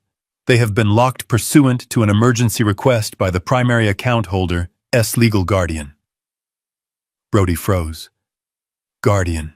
My wife is the primary holder, he said, his voice trembling. And she is indisposed. I am her husband. I have power of attorney. Not anymore, sir, the voice said. We received a court-certified document 20 minutes ago. Due to Mrs. Maxwell's critical condition and an active investigation into financial irregularities, control of all joint and supplementary assets has reverted to her father, Mr. Tobias King. He has requested a full forensic audit. All spending is suspended immediately. Brody went pale. The color drained from his face so fast, he looked like a ghost. Her father, he whispered. But he is at the hospital. Mr. King has revoked your authorization, sir. The banker continued. We are also obligated to inform you that the outstanding balance on your mortgage and personal loans has been called due by the new lien holder. Have a good night. The line went dead. Brody stood there, the phone still pressed to his ear, the dial tone humming in the void. He looked around the deck. He looked at the champagne buckets he couldn't pay for. He looked at the fuel gauge of the yacht he couldn't refuel. He looked at the women he could no longer impress. He lowered the phone slowly. He forced a smile onto his face. It was a ghastly rictus of a smile, a mask slipping off a skull. Hey everyone, he shouted, clapping his hands, his voice cracking. Minor glitch. The bank's anti-fraud algorithm got triggered because we are partying too hard. You know how it is. Too much fun for the system to handle. He laughed, but no one laughed with him. The silence was excruciating. I will just wire the funds, Brody said, pulling up his banking app. Instant transfer. No problem. Drinks are on me. Don't worry. He tapped the screen of his phone. He tapped it again. He swiped down to refresh. I watched the screen of his phone through the high-resolution camera in the master stateroom window behind him. The little wheel spun and spun, and then a message popped up. Connection error. No service. Brody frowned. He looked at the top corner of his screen. Where there should have been 5 bars of 5G signal, there was nothing. Just the empty stares of signal death. And the small letters SOS. He held the phone up to the sky, moving it around like a divining rod, trying to find a signal. What the hell, he muttered. Check your phones, he yelled to the group. Is anyone else getting signal? It must be the marina. Cassidy pulled out her phone. I have full bars, babe, she said, looking at him with a mixture of confusion and growing disdain. I am streaming live on Instagram right now. Brody stared at her phone. Then he looked at his own. It wasn't the marina. It wasn't a dead zone. It was a cut line. He didn't know it yet, but he was on my family plan. I paid the bill for every device in my family, including his. It was a perk I offered when they got married to keep them on a secure encrypted network. But 10 minutes ago, I had called the provider. I didn't just suspend his service. I blacklisted the IMEI number of his device. That phone was now a brick. He was cut off. No money, no communication, no way to call a lawyer, no way to transfer funds, no way to call an Uber to escape the humiliation that was about to rain down on him. He stood there in his expensive suit on the deck of a boat he didn't own, holding a piece of glass and metal that wouldn't connect him to the world. He looked small. He looked trapped. I closed the tablet. I didn't need to see any more. The trap wasn't just set. It had snapped shut. His leg was caught in the iron teeth of reality, and he was just starting to will the pain. I signaled to my team. Start the engines on the launch, I said. As we moved across the dark water toward the Amelia S. Dream, I watched Brody's silhouette pacing frantically on the deck. He was trying to borrow a phone from one of his guests, but they were turning away from him. They smelled the desperation on him like cheap cologne. They knew the party was over before he did. He was alone, surrounded by people, but utterly, completely alone, just like he left my daughter. But unlike Amelia, no one was coming to save him. The only thing coming for Brody Maxwell was me. The Coast Guard cutter and my private interceptor sliced through the water boxing in the Amelia's Dream with aggressive precision. The blue strobe lights from the patrol boat washed over the yacht's hull, turning the festive atmosphere into something resembling a raid. The music died instantly, replaced by the nervous murmur of the party guests, who realized their night of free champagne was over. I watched from the bow of my tender as my head of legal enforcement, a man named Stone, who looked like he was carved from granite, stepped from the interceptor onto the yacht's swim platform. He was followed by 4 large men in tactical gear. They weren't police, but in the dark, they looked enough like a SWAT team to send a wave of panic through the crowd. Brody rushed to the railing, his face a mask of confusion. He waved his arms, likely thinking the cavalry had arrived to fix his frozen bank accounts. "Over here," he shouted. "There's been a mistake, I need assistance." Stone ignored him, climbing the stairs to the main deck with the heavy, purposeful tread of an executioner. He didn't look at the guests or the spilled drinks. He walked straight up to Brody and thrust a document bound in blue legal paper into his chest. "Mr. Maxwell," Stone said, his voice projecting clearly across the silent deck, "I am the authorized representative for King Distressed Asset Management, the new holder of the note on this vessel." Brody stared at the paper, blinking rapidly. "King, that's my father-in-law's company." "Correct," Stone replied, his face impassive. "Mr. King purchased the marine mortgage on this vessel 17 minutes ago. You are currently in default." "Default?" Brody let out a high, hysterical laugh. "That's impossible. I missed a few payments, sure, but I have a grace period. My lawyer said they wouldn't move to seas for at least 90 days. "You didn't read the fine print, did you, Mr. Maxwell?" Stone asked. It wasn't really a question. I knew Brody never read the fine print. When he signed the loan documents 3 years ago, I had been there in the background. I had seen the lender slip in a standard insecurity clause, Section 14, Paragraph B. It was a trap for high-risk borrowers, stating that if the lender reasonably believed the collateral was at risk due to the borrower's conduct, illegal activity, or reckless behavior, the loan could be accelerated immediately. No grace period, no 90 days, immediate payment in full. "What fine print?" Brody demanded, sweat glistening on his forehead. "Section 14, Stone said, calm as the grave. "The insecurity clause.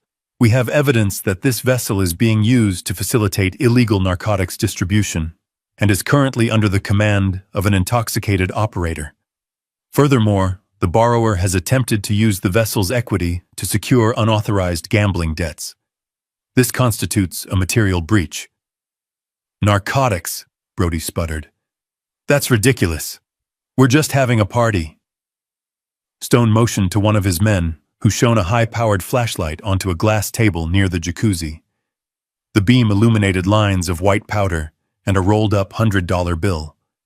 The guests nearby recoiled, shielding their faces from the light, like vampires caught in the sun. "That looks like a material breach to me," Stone said.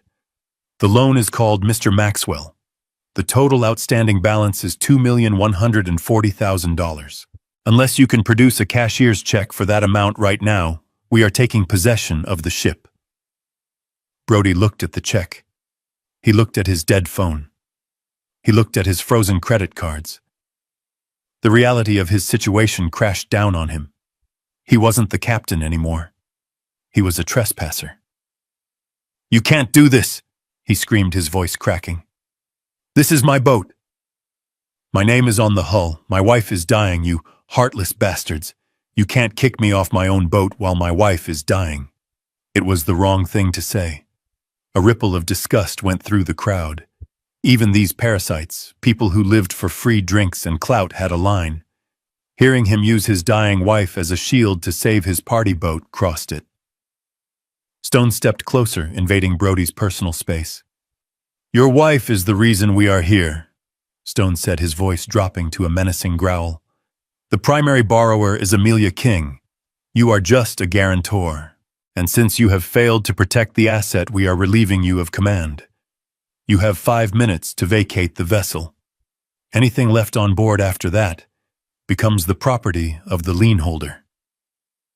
The guests didn't need to be told twice. The whisper started low and spread like wildfire. Rippo, broke, fraud. The beautiful people, the influencers, the models, they all started moving toward the gangway. They didn't say goodbye to Brody. They didn't offer him a ride. They just wanted to get away from the stink of failure. I watched Cassidy from my vantage point on the tender. She was smart, smarter than Brody. She saw the ship sinking, and she knew there were no lifeboats for the captain's mistress. She started backing away, moving toward the crowd of departing guests. She kept her head down, trying to hide her face with her clutch, trying to blend in with the herd. She reached up and touched the diamond necklace at her throat. I saw her fingers linger on the clasp. She was checking to make sure her payday was still secure. She thought she could slip away into the Los Angeles night, pawn the diamonds, and find a new mark before the sun came up. She was wrong. Stone saw her too. He snapped his fingers and 2 of the security guards moved to block the gangway. "Nobody leaves with property that doesn't belong to them," Stone announced. "Bags will be checked." Cassidy froze. She looked at Brody, who was currently arguing with Stone, grabbing the lapels of Stone's jacket in a futile attempt to assert dominance. "Do you know who I am?" Brody was shouting. "I am going to sue you. I am going to bury you. My father-in-law will hear about this." "He is hearing about it," Stone said, simply glancing over his shoulder toward the dark water where I waited. "In fact, he is watching it." Brody stopped. He followed Stone's gaze. He squinted into the darkness. The spotlight from my tender hit him square in the face, blinding him. He raised a hand to shield his eyes. "Dad," he whispered. I didn't step into the light. Not yet. I let him stare into the beam like a deer caught on the highway. I wanted him to feel the presence of the man he had betrayed. "Get off my boat, Brody," Stone barked, pushing him toward the stairs. Brody stumbled. He looked around for support, but there was none. His friends were busy showing their purses to the guards, trying to prove they hadn't stolen the silverware. His kingdom had collapsed in 10 minutes flat, but he still had one card to play. Or so he thought. He looked for Cassidy. He looked for his partner in crime, his confidant, the woman who held the secrets to the murder plot. "Cassidy," he yelled. "Cassidy, call your lawyer. Tell them what is happening." Cassidy didn't turn around. She was near the front of the line, trying to push past a model in a silver dress. She kept her head down, ignoring him completely. "Cassidy!" Brody screamed, his voice tinged with panic. "Don't leave me!" She turned then, just for a second, and the look on her face wasn't love. It wasn't loyalty. It was pure, unadulterated loathing. She looked at him like he was a stain on her shoe. She realized he wasn't the golden goose anymore. He was dead weight. And Cassidy didn't carry dead weight. She turned back to the guard and opened her purse, showing it was empty of ship property. But she kept her hand on her neck, covering the diamonds. She was about to walk off the boat. She was about to escape. I picked up the radio handset on my boat. "Stone," I said. My voice amplified by the speakers on the repo vessel booming across the water like the voice of God. "The necklace." Stone nodded. He pointed at Cassidy. "Miss," he said. "The necklace. It is listed as collateral on the personal loan Mr. Maxwell defaulted on. Hand it over." Cassidy went pale. She looked at the necklace, then at the dark water, then at the guards. She was cornered. "Brody gave it to me, too," she screeched. "It is a gift. It is stolen property," Stone corrected. "Take it off or we call the police and add grand larceny to the list of tonight's entertainment." Brody watched in horror as the woman he had promised a Porsche to the woman he had killed for unclasped the necklace and dropped it into Stone's outstretched hand. She didn't look at Brody. She spat on the deck right in front of him. Then she ran down the gangway, her heels clicking a frantic rhythm of retreat. Brody was left standing alone in the middle of the deck. No guests, no mistress, no boat. "Now you," Stone said, pointing to the dock. Brody looked at the water. He looked at me, hidden behind the light. He looked at the empty champagne bottle at his feet. "This isn't over," he whispered, but the fight was gone from his voice. He walked down the stairs, his shoulders slumped, a king in exile. But the night wasn't done with him yet. As his foot touched the wooden dock, I signaled my driver. "Take the car," I said into the radio. On the shore, the tow truck engine roared to life. Brody's Range Rover, parked prominently at the entrance to the pier, was lifted into the air. The alarm started blaring a siren song for his dead lifestyle. Brody watched his car drive away. He reached into his pocket for his phone instinctively. Then he remembered. It was a brick. He stood there shivering in the cool ocean breeze. No ride, no phone, no money, no boat. He was exactly where he belonged. Nowhere. But I knew where he would go next. There was only one place left for a rat to run when the ship went down. He would run to the only person he thought still believed his lies. He would run to the hospital. He would run to Amelia. And I would be waiting. The megaphone crackled with a burst of static before Stone's voice rolled over the deck of the yacht like a thunderclap, silencing the last whispers of the few remaining guests who were lingering by the bar, hoping for one last drop of alcohol. "All non-essential personnel must disembark immediately. This vessel is now private property under the jurisdiction of King Distressed Asset Management. You have 60 seconds to vacate the premises, or you will be treated as trespassers and handed over to local law enforcement." The threat of arrest was the final motivator. The stragglers dropped their half-empty glasses on the teak deck and scrambled toward the gangway, pushing and shoving in a desperate bid to distance themselves from the disaster unfolding before their eyes. But Brody didn't move. He stood center stage, his white suit stained with spilled champagne, his hair wild, his eyes manic. He was a captain who refused to believe his ship had already sunk. He lunged at Stone, grabbing the lapels of the man's dark suit with trembling hands. "You cannot do this," he screamed, his voice cracking with hysteria. "I am the owner of this vessel. Look at the registration. My name is on the hull. Do you know who I am? My father-in-law is Tobias King. He is the most powerful man in Chicago. If you touch me again, he will bury you. He will sue you into oblivion and turn your life into a living hell." I watched from the shadows of my boat anchored just 50 yards away. The irony was so rich I could taste it. He was invoking my name, the name of the man whose daughter he had tried to murder, to save himself from the man who was currently destroying him. He thought I was his shield. He didn't realize I was the sword. Stone didn't flinch. He didn't even blink. He looked down at Brody's hands on his jacket with an expression of mild distaste, as if a cockroach had landed on him. He slowly peeled Brody's fingers off, one by one, his grip like a vice. "Correct?" "Mr. Maxwell," Stone said, his voice calm, cold, and carrying across the water. "Mr. King is indeed a powerful man, and 17 minutes ago he purchased the defaulted note on this vessel. He also purchased the lien on your home and the title to your car. He is the one who sent me." Brody froze. His mouth opened, but no sound came out. The color drained from his face, leaving him looking like a wax figure, melting under the heat of the spotlight. "He sent you," Brody whispered. Stone smiled. It wasn't a nice smile. It was the smile of a shark that smells blood in the water. "He had a message for you," Stone said, leaning in close so only Brody and the cameras could hear. He said, "Get off his boat."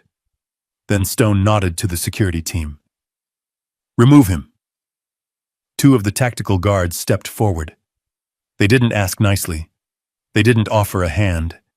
They grabbed Brody by the arms, lifting him off his feet as if he weighed nothing. Brody kicked and screamed, flailing like a toddler having a tantrum. "Let me go, this is illegal." "I have rights," he shrieked as they dragged him across the deck, his expensive Italian loafers scuffing the wood he had once been so proud of.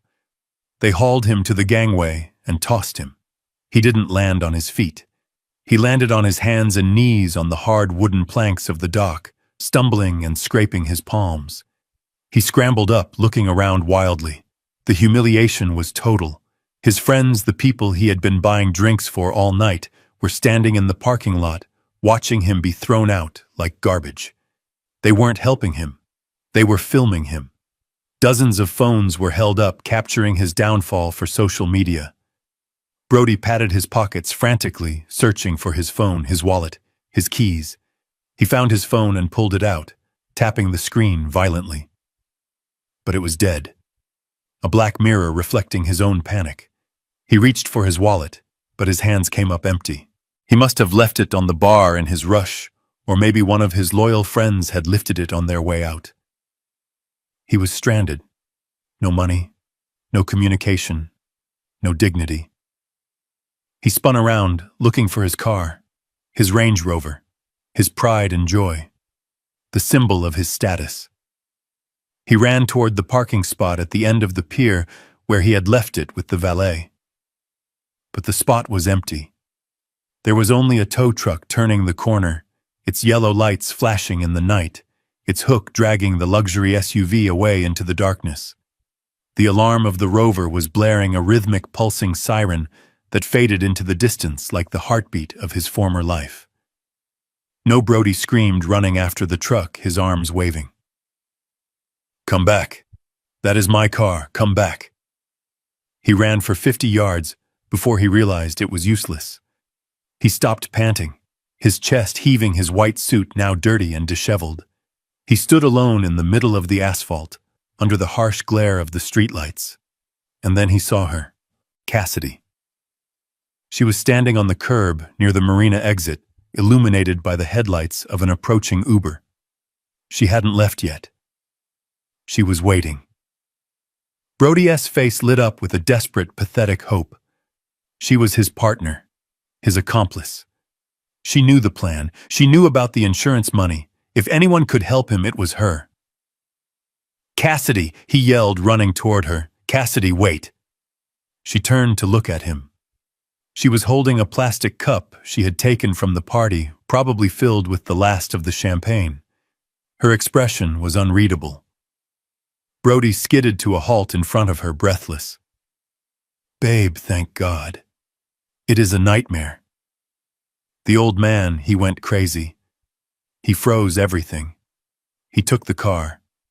I don't know how he did it, but he found out about the loans. He grabbed her arm, his eyes wide and pleading. "But it doesn't matter. We still have the insurance. We still have the big payout. I just need a ride. I need to get to the hospital. We need to make sure the plan finishes. Call me a car. My phone is bricked." Cassidy looked down at his hand on her arm. Then she looked at his dirty suit. Then she looked at the empty spot where his car used to be. She did the math. She realized that the man standing in front of her wasn't a millionaire anymore. He was a liability. He was a broke, desperate criminal with a father-in-law who was hunting him down. "The insurance," she said, her voice flat. "You think you are going to get the insurance?" "Yes," Brody insisted. "It is accidental death. 20 million. We just need to be there when she dies." "You are an idiot," Brody Cassidy said coldly. "Look around you. His father knows. He knows everything. If he seized your assets that fast, he knows about the policy. He probably knows about the insulin, too." Brody shook his head in denial. "No, he can't know. He is just a senile old businessman. He is lashing out. We are smarter than him." Cassidy laughed. It was a harsh, cruel sound. She took a sip from her cup, swished the liquid around in her mouth, and then looked him dead in the eye. "You aren't smart, Brody. You are broke. And I don't date broke." She raised her hand and threw the contents of the cup right into his face. The sticky alcohol splashed over his eyes, his nose, his open mouth. He sputtered, blinded for a second, wiping the stinging liquid away. By the time he opened his eyes, Cassidy was already getting into the back of the black sedan that had pulled up. She slammed the door shut. Cassidy Brody screamed, banging on the window. Open the door! Do not leave me here! The car pulled away, leaving Brody standing in the exhaust fumes, dripping wet, broke and alone. He watched the taillights disappear into the city traffic. He stood there for a long moment, shivering in the cold night air. The adrenaline was fading, replaced by a creeping terror. He had nothing. No ride. No money. No allies. But then a thought crossed his face. I saw it through the zoom lens of my camera. A final desperate calculation. Amelia. She was his last card. His only card. If she was still alive, there was a chance.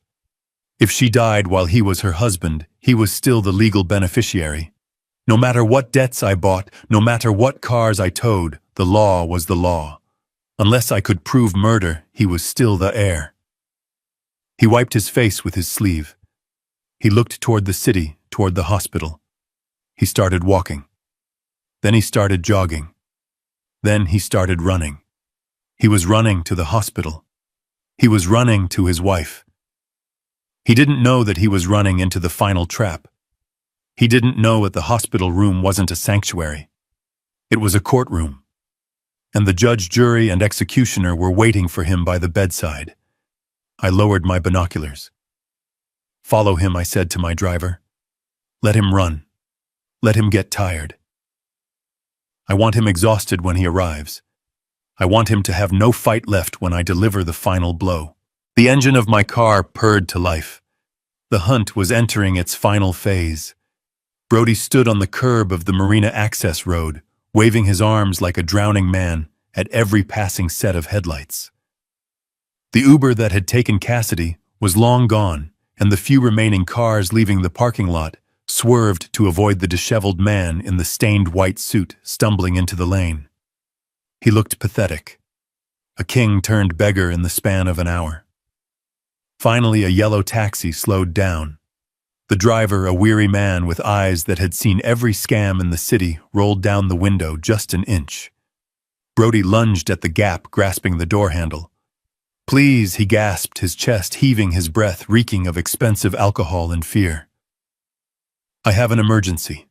My wife is dying at Cedars-Sinai. I lost my wallet. I lost my phone. I will pay you double. I will pay you triple as soon as I get there. My father-in-law is there. He is rich. He will cover it. The driver hesitated, looking at the Rolex on Brody's wrist. It was the only asset Harper hadn't been able to seize remotely. Get in, the driver grunted, unlocking the door. But if you stiff me, I am calling the cops. Brody scrambled into the back seat, collapsing onto the vinyl. Drive, he screamed, hitting the partition. Just drive. I watched the taxi pull away from the curb through the lens of the security camera mounted at the marina gate. I put down my tablet and leaned back in the uncomfortable hospital chair next to Amelia's bed. The stage was set. The players were in motion. Now all I had to do was wait for the final act. I looked at my daughter. She was still sleeping, the deep chemical sleep of the coma, but her color was better. The monitors were steady. The nurse Inez, the one who had helped save her life, was sitting in the corner quietly updating charts. She looked at me with a question in her eyes. He is coming, I told her. When he gets here, do not say a word. Just watch. 20 minutes later, I heard the commotion in the hallway. It started at the nurse's station, shouting, the heavy thud of running footsteps. Brody wasn't just walking, he was sprinting. He had stiffed the taxi driver, jumping out of the moving cab at the emergency entrance and running through the sliding doors before the driver could even put the car in park. He had probably shoved past security using the same dying wife excuse he had used on the boat. It was his golden ticket, his get-out-of-jail-free card. The door to room 402 flew open with a bang that made the monitors jump. Brody stood in the doorway, framing himself like the tragic hero of a melodrama. He looked like a train wreck. His hair, which had been perfectly coiffed 3 hours ago, was a bird's nest of sweat and wind. His white linen suit was gray with dirt from the dock, stained with champagne and spotted with the sticky residue of the drink Cassidy had thrown in his face. He was panting, his chest heaving up and down so hard I could hear the wheeze in his lungs. He scanned the room wildly. His eyes landed on the bed. He saw the rise and fall of Amelia's chest. He saw the monitors beeping steadily. She was alive. For a split second, I saw the disappointment flash across his face. It was micro-expression, a tiny flicker of the eyelid, a tightening of the jaw. He had wanted to walk into a morgue. He had wanted to walk into a room where his problems were already solved. But she was alive, which meant he still had work to do. He still had to play the part. He threw himself onto his knees at the foot of the bed. He let out a wail that sounded more like a wounded animal than a grieving husband.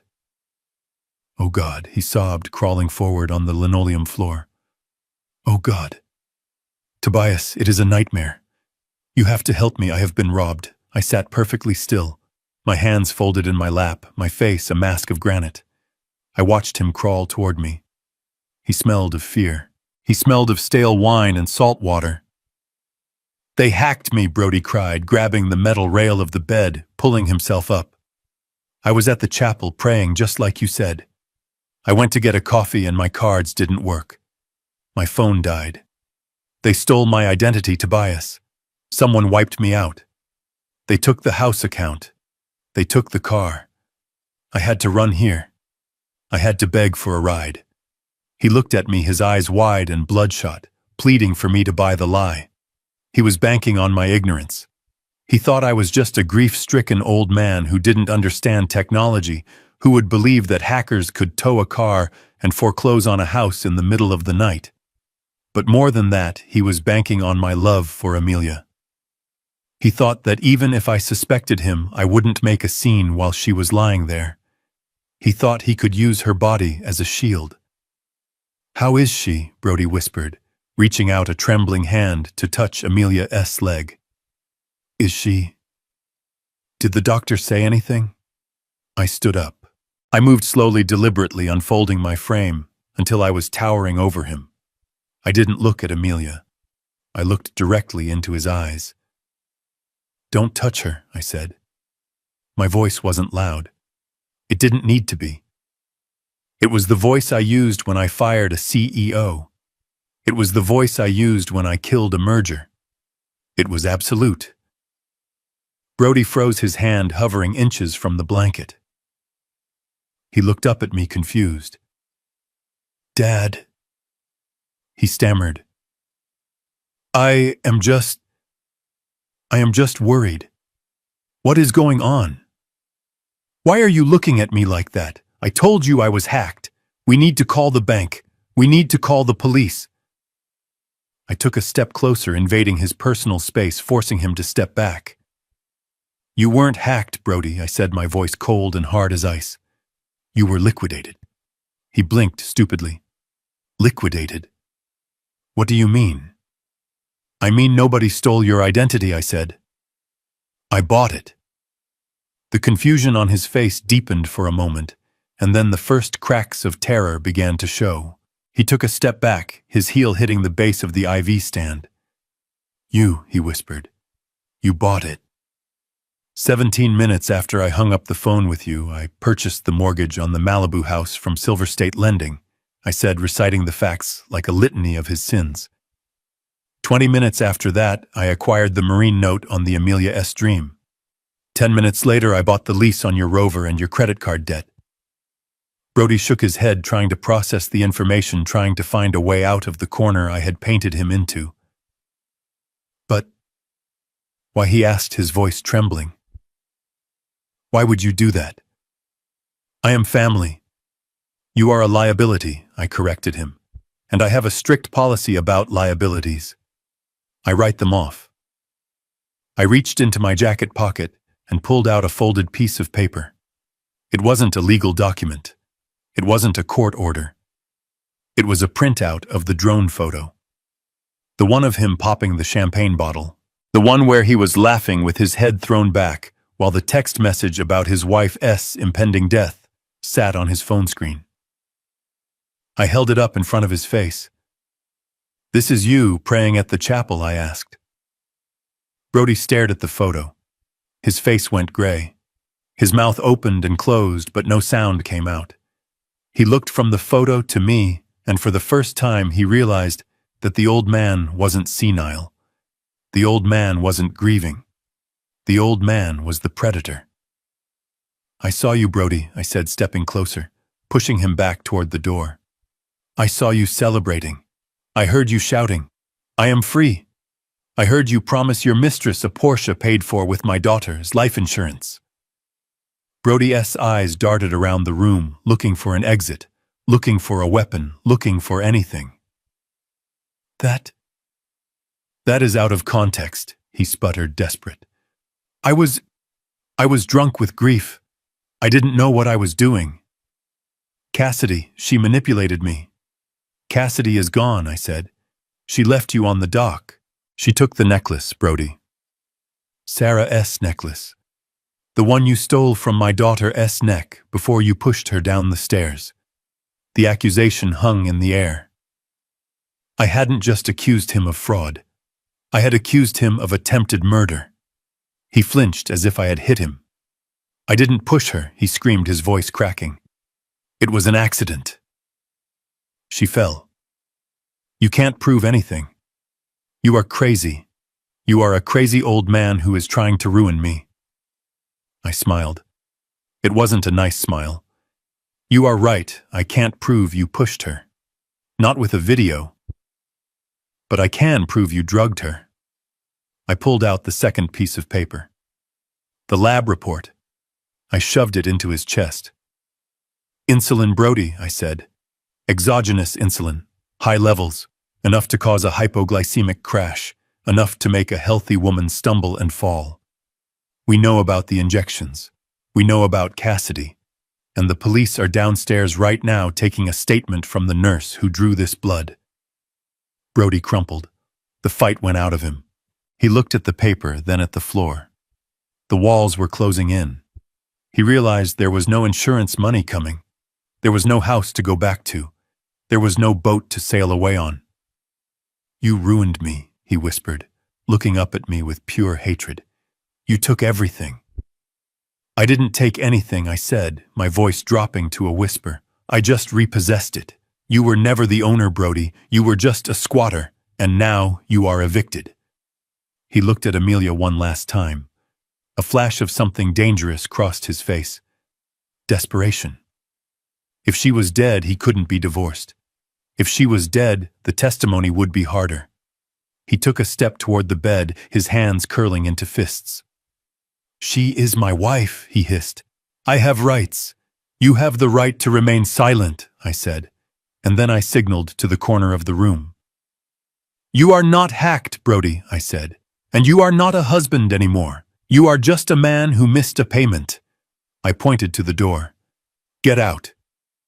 But he didn't move. He lunged. Oh, not at the door. At Amelia. He realized in that split second that she was the only witness who could send him to prison for life. If he could just pull a plug, if he could just create a crisis, he might still have a chance. He screamed a primal sound of rage and threw himself toward the bed, his hands reaching for the ventilator tube. But he never made it, because he forgot one thing. I wasn't alone in the room. Brody never touched the ventilator. He didn't even get close enough to feel the condensation on the tube. Before his fingers could close around the plastic, a voice cut through the air like a serrated blade. "Step away from the patient, Mr. Maxwell." It wasn't a request. It was an order delivered with the kind of authority that stops men dead in their tracks. Brody froze mid-lunge, his body contorted in a grotesque pantomime of violence. He spun around, wild-eyed and feral, to see where the voice had come from. The door to the ensuite bathroom, which had been cracked open just an inch, swung wide. Harper stepped out. She wasn't wearing her usual courtroom armor of Armani and pearls. She was wearing a simple dark suit that made her look like the Grim Reaper's legal counsel. But she wasn't alone. Flanking her were two uniformed officers, their hands resting heavily on their holsters, and a detective I recognized from the golf club, a man named Ltance who didn't play games. Brody stumbled back, crashing into the tray table, sending a pitcher of water shattering to the floor. The sound was like a gunshot in the small room. He looked from Harper to the police to me. The realization hit him like a physical blow. It wasn't just a confrontation. It was a sting operation. Harper. He gasped, his voice trembling. What are you doing here? You are Tobias S. lawyer. You can't be here. This is entrapment. I am not just his lawyer, Brody. Harper said, her voice cool and detached. I am the executor of the estate you tried to steal, and these gentlemen are here to escort you to your new residence. The detective stepped forward, pulling a pair of handcuffs from his belt. The metal clicked ominously. Brody Maxwell, he said, his voice bored and professional. You are under arrest for the attempted murder of Amelia King Maxwell, insurance fraud, grand larceny, and conspiracy to commit homicide. Brody backed up until his back hit the wall. He was shaking his head violently, his eyes wide with denial. No, he screamed. You can't arrest me. You have nothing. The old man is lying. He is senile. He made it all up. The insulin report is fake. He forged it. He is framing me because he hates me. He pointed a shaking finger at me. He is the criminal, Brody yelled, desperate to spin the narrative. He stole my house. He stole my boat. He is ruining me. I didn't say a word. I simply reached into my pocket and pulled out a small black remote. I pointed it at the flat-screen television mounted on the wall opposite the bed. The screen flickered to life, casting a blue glow over the room. You are right about one thing, Brody, I said, my voice low. I hated you, but I never framed you. I didn't have to. You framed yourself. I pressed play.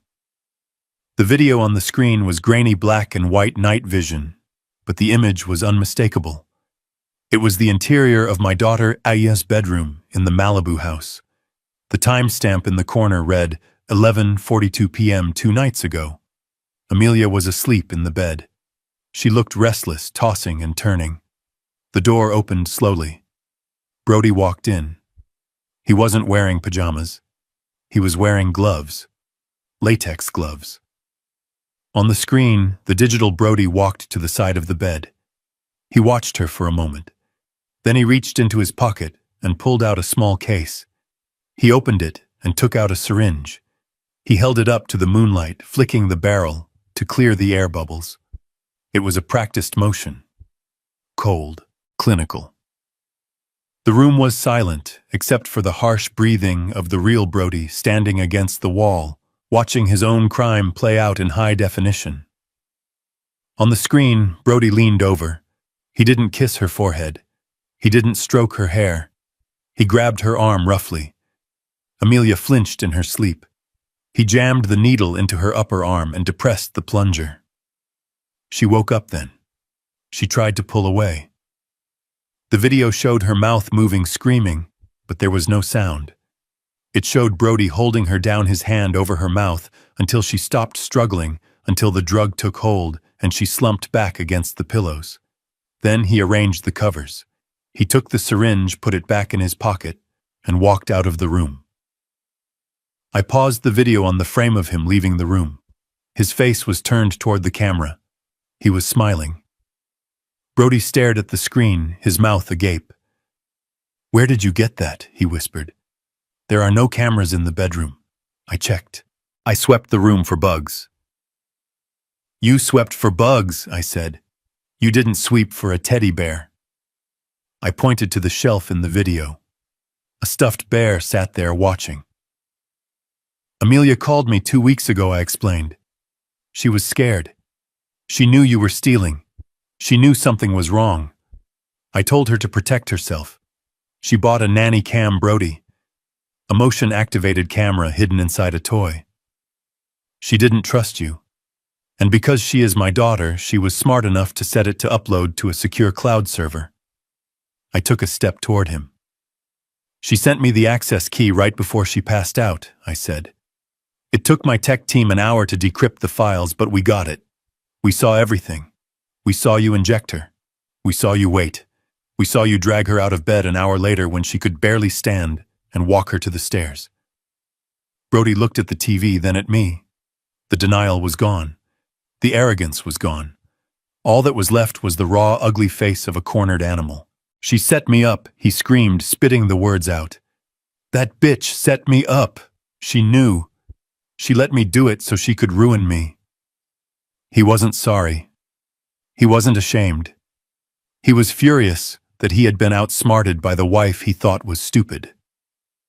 "She ruined my life," he roared, his face turning purple. "She baited me. She wanted me to fail. She never loved me. She just wanted to control me like you do." He pushed off the wall, his eyes locking onto Amelia's unconscious form.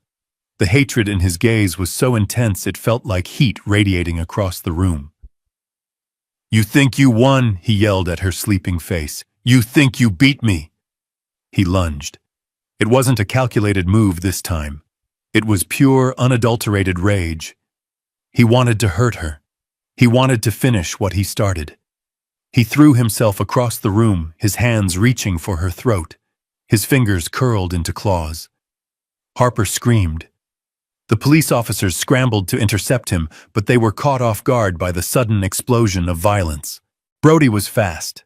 He was younger than me, stronger than me, and fueled by the adrenaline of a man who knows his life is over. He cleared the distance to the bed in 2 strides. But I was waiting. I had been waiting for this moment since I saw the empty chair. I had been waiting for this since I saw the insulin report. I wasn't just a businessman. I was a father. And there is no force on earth more dangerous than a father protecting his child. I didn't step back. I stepped in. I intercepted him a foot from the bed. I didn't use a lawyer. I didn't use a contract. I used a right hook that I hadn't thrown since 1978 in a bar fight in South Chicago. My fist connected with his jaw with a sickening crack. It was the sound of justice. It was the sound of a debt being paid in full. Brody's head snapped back. His momentum stopped dead. He crumpled to the floor, crashing into the IV stand, tangling himself in the tubes he had tried to weaponize. He lay there on the linoleum, groaning, blood pouring from his lip, dazed and broken. I stood over him, rubbing my knuckles. My hand hurt. It was a good hurt. The officers were on him in a second, dragging him up, slamming him against the wall, cuffing his hands behind his back. "Get him out of here," I said, breathless but steady. "Get him out of my sight before I finish the job." Brody spat blood at my shoes. "You are old," he wheezed. "You can't protect her forever. I will be back. I will get out on bail and I will come back." "You won't get bail," the detective said, tightening the cuffs. "Not with that video. That is capital attempted murder, son. You are going away for a long time." As they dragged him toward the door, Brody looked back at the TV screen, where the loop of his crime was still playing. He looked at the evidence of his own monstrosity. "She deserved it," he muttered. "She deserved it." The door slammed shut, cutting off his voice. The room fell silent again, save for the steady beep of the monitor. I turned back to the bed. I expected to see Amelia still sleeping, still unaware of the violence that had just erupted around her. But her eyes were open. They were glassy and weak, but they were open. She was looking at the door where her husband had just been dragged away. She was looking at me. And in her eyes I saw a fire that matched my own. She hadn't just survived. She had witnessed. "Dad," she whispered, her voice a dry rasp that sounded like sandpaper. I rushed to her side, grabbing her hand. "Amelia. Honey. Do not try to speak. You are safe. He is gone." She squeezed my hand. Her grip was weak, but it was there. "I heard him," she whispered. "I heard everything." She tried to sit up, wincing as the pain hit her. "He didn't know, Dad," she said, tears forming in her eyes. "Know what, honey?" I asked, brushing the hair from her forehead. The insulin, she gasped. He used so much. But he didn't know. She looked at me, and the revelation she was about to make terrified me more than the knife or the needle. He didn't know I was pregnant, she said. The world stopped spinning. The air left the room. Pregnant. I have gestational diabetes, she wept. My blood sugar. It was already unstable. The insulin. It didn't just hurt me, Dad. It killed the baby. The sob that ripped from her throat was the sound of a heart breaking in real time. He killed his own child, she screamed, and he didn't even know it. I stood there frozen. The victory, the financial ruin, the arrest, it all turned to ash in my mouth. Brody hadn't just tried to kill his wife. In his greed, in his ignorance, he had murdered his own unborn child. The monster was gone, but the damage he left behind was infinite. The impact of my fist against Brody's jaw sent a shockwave up my arm that rattled my own teeth. It was a sensation I hadn't felt in 40 years since I fought my way out of the Chicago stockyards. It wasn't the clean, sterile victory of a lawsuit. It was dirty. It was visceral. It was the only language a man like Brody understood. He crumpled to the floor like a puppet whose strings had been cut, tangling in the wires of the machines he had tried to weaponize against my daughter. The police officers were on him instantly. Their knees pressed into his back, pinning him to the cold linoleum. The handcuffs clicked shut with a sound that signaled the end of his freedom, but the room was still vibrating with the violence of the moment. My chest heaved. I rubbed my bruised knuckles, staring down at the man who had turned my life into a nightmare. He was spitting blood, groaning, trying to lift his head to shout more lies, more denials, more poison. But then a sound cut through the chaos. It wasn't a scream. It wasn't a siren. It was a voice. Weak and raspy, but filled with a cold, terrifying clarity. Brody. The room froze. The police officers stopped moving. Harper gasped. I turned slowly toward the bed, my heart hammering against my ribs. Amelia's eyes were open. She wasn't looking at me. She wasn't looking at the ceiling. Her gaze was locked on the floor, on the man bleeding onto the tiles. Her eyes were not the eyes of a victim anymore. They were the eyes of a judge. They burned with a fire that had been forged in betrayal and tempered by grief. She had been awake. She had been listening. She had heard his tantrum, his confession, his attempt to finish the job. Brody twisted his neck, straining against the officer's grip to look at her. His face was a mask of shock, and for a fleeting second, a twisted kind of hope. Amelia, he wheezed, blood bubbling on his lips. Baby, tell them I love you. Tell them it was an accident. Amelia slowly pushed herself up. She winced as the movement pulled at her IV lines, but she didn't stop. She wanted him to see her. She wanted him to see that he had failed. You forgot one thing, Brody, she said, her voice gaining strength with every word. You thought you were so smart. You thought you planned the perfect crime. You researched the insulin. You knew it would disappear from the blood. You knew it would look like a faint. She took a breath, a ragged sound that tore at my soul. But you didn't read my chart, she whispered. You didn't check the recent updates. You were too busy partying on the boat to notice that I went to the doctor 3 days ago. Brody blinked, confusion warring with the pain in his eyes. Chart, he stammered. What chart? I have gestational diabetes, Brody, she said. The words hung in the air, heavy and suffocating. My blood sugar is monitored constantly. She continued, her voice trembling, not with fear, but with a fury so deep it felt like it could crack the walls.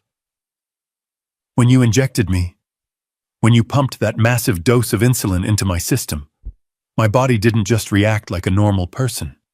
It crashed instantly. The paramedics saw the glucose levels immediately. The doctors knew within 5 minutes that it wasn't natural. You didn't create a mystery, Brody. You left a signature. Brody went pale beneath the blood and dirt on his face. He shook his head. I didn't know, he whispered. I didn't know, but you didn't let him finish. Amelia leaned forward, her knuckles white as she gripped the bed rail. And there is something else you didn't know, she said. The reason I have gestational diabetes. I watched Brody's face. I saw the moment the gears turned. I saw the moment the realization hit him. His eyes widened until they were almost perfectly round. His mouth opened, but no air came in. The baby, Amelia said. Her voice broke, then shattering into a million pieces. We were going to surprise you on your birthday next week. I was 12 weeks along. It was a boy. A boy! Brody stopped struggling. He stopped breathing. He went completely limp under the officer's hands. You killed him, Brody!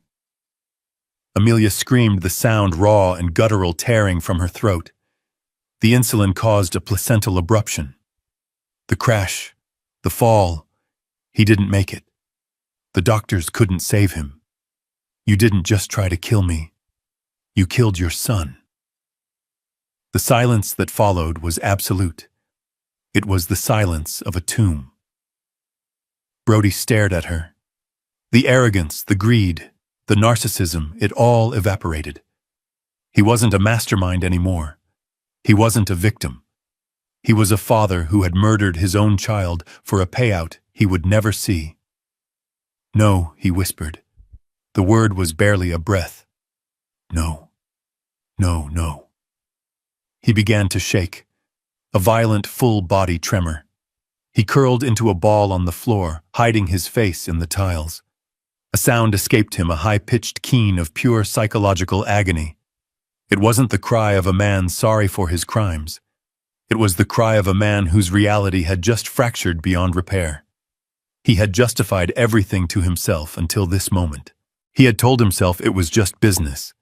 He had told himself she was in the way. But this was a line even his twisted soul couldn't cross without breaking. He killed his heir. He killed the legacy he was so desperate to fund. Get him out of here, I said, my voice ice cold. Get him out before I kill him. The police officers hauled him up. Brody didn't resist. He was dead weight. His legs dragged on the floor. He was sobbing uncontrollably, snot and blood mixing on his face, mumbling over and over, I didn't know. I didn't know. He looked at Amelia one last time as they dragged him through the doorway. His eyes were empty holes. He was a broken man.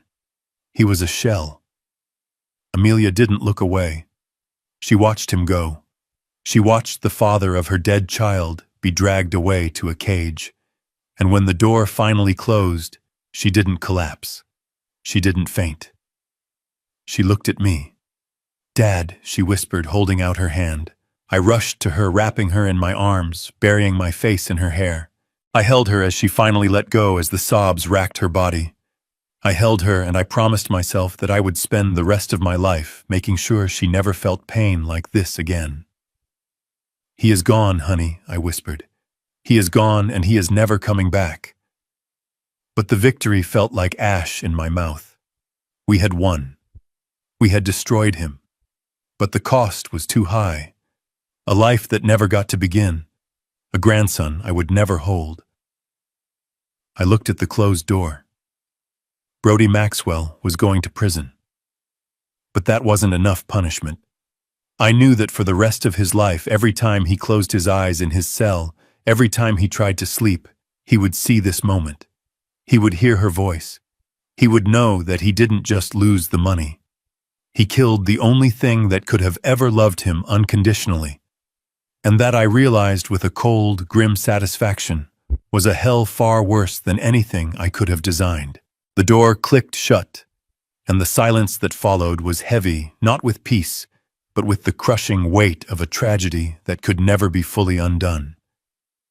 Brody was gone, dragged down the hospital corridor, kicking and screaming, leaving a trail of blood and shattered promises. The district attorney assured me later that night that he would never see the outside of a prison cell again. In the state of California, The murder of an unborn child during the commission of a felony carries a special kind of weight. They called it fetal homicide. I called it the end of the line. There would be no plea deals. There would be no parole. Harper made sure of that. She buried him under a mountain of evidence so high he would need a climbing axe just to see the sun. But Brody wasn't the only loose end. Cassidy, the woman who had injected the poison thinking she was earning a Porsche, tried to run. She was smart enough to leave the marina, but she wasn't smart enough to outrun my network. She made it as far as Los Angeles International Airport.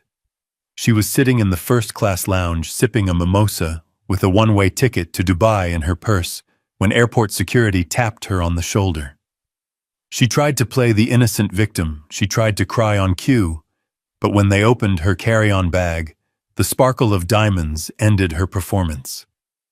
She had my wife's necklace wrapped in a pair of socks. She also had 3 watches and a platinum bracelet she had pilfered from my daughter Az's jewelry box during her shifts as a nurse. Grand larceny, accessory to attempted murder, conspiracy. She was booked before her flight even boarded. When they handcuffed her, she didn't ask for a lawyer. She asked if she could keep the miles. That was the kind of soul we were dealing with. A vacuum wrapped in skin. In the weeks that followed, I went to work doing what I do best. Liquidation. I treated Brody's life like a failing company that needed to be stripped for parts. I didn't want his things. I didn't want the money I recovered. It was tainted. It felt dirty in my hands. I sold the Malibu house. The fortress of lies where he had tried to kill my daughter went to a tech billionaire for a loss, and I didn't care. I sold the Range Rover to a scrap dealer just to watch it get crushed into a cube of metal. And the yacht. The Amelia's dream. The vessel where he celebrated while my daughter lay dying. I had it hauled out of the water. I could have sold it for millions, but I couldn't bear the thought of someone else sailing on that cursed deck. I donated it to a marine biology institute to be stripped and sunk as an artificial reef. It sits at the bottom of the Pacific now, a home for fish and coral, a better purpose than it ever served under Brody's command. The proceeds from the sales, every single cent, went to the neonatal intensive care unit at Cedars-Sinai. I bought them new incubators. I bought them monitoring systems. I tried to buy life for other children, since I couldn't buy it for my grandson. It was a check I wrote with a shaking hand, but it was the only transaction that gave me any peace. 2 months later, Amelia was finally strong enough to travel. Los Angeles had nothing for us anymore. The sun felt cold. The ocean looked like a graveyard. We were going home. Back to Chicago. Back to the wind and the steel and the grit, where we belonged. On our last day, I wheeled Amelia out to the terrace of the rental house we had been staying in during her recovery. She sat in the wheelchair, a blanket over her legs, looking out at the vast, indifferent ocean. Her hair was growing back, covering the scars from the surgery, but the shadow in her eyes was permanent. She was thinner, harder. The naive girl who believed in fairy tales was gone. In her place was a woman who had looked into the abyss and survived. She took a deep breath of the salty air and didn't look at me when she spoke. "You were right, Dad," she said, her voice soft but steady. "You tried to warn me. You tried to tell me about him.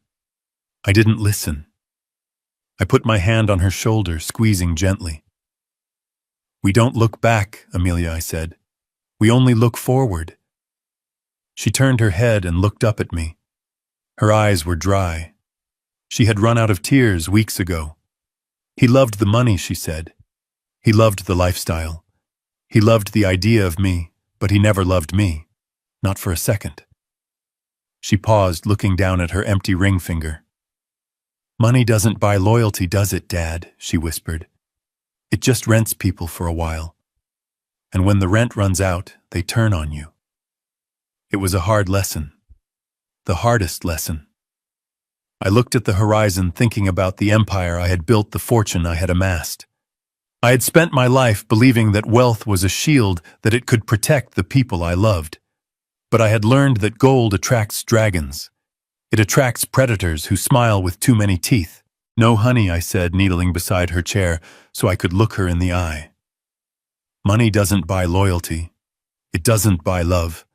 It can't buy back time, and it certainly can't buy back what he took from us. I took her hand in mine, feeling the strength returning to her grip. But money is a tool, Amelia. It is a hammer.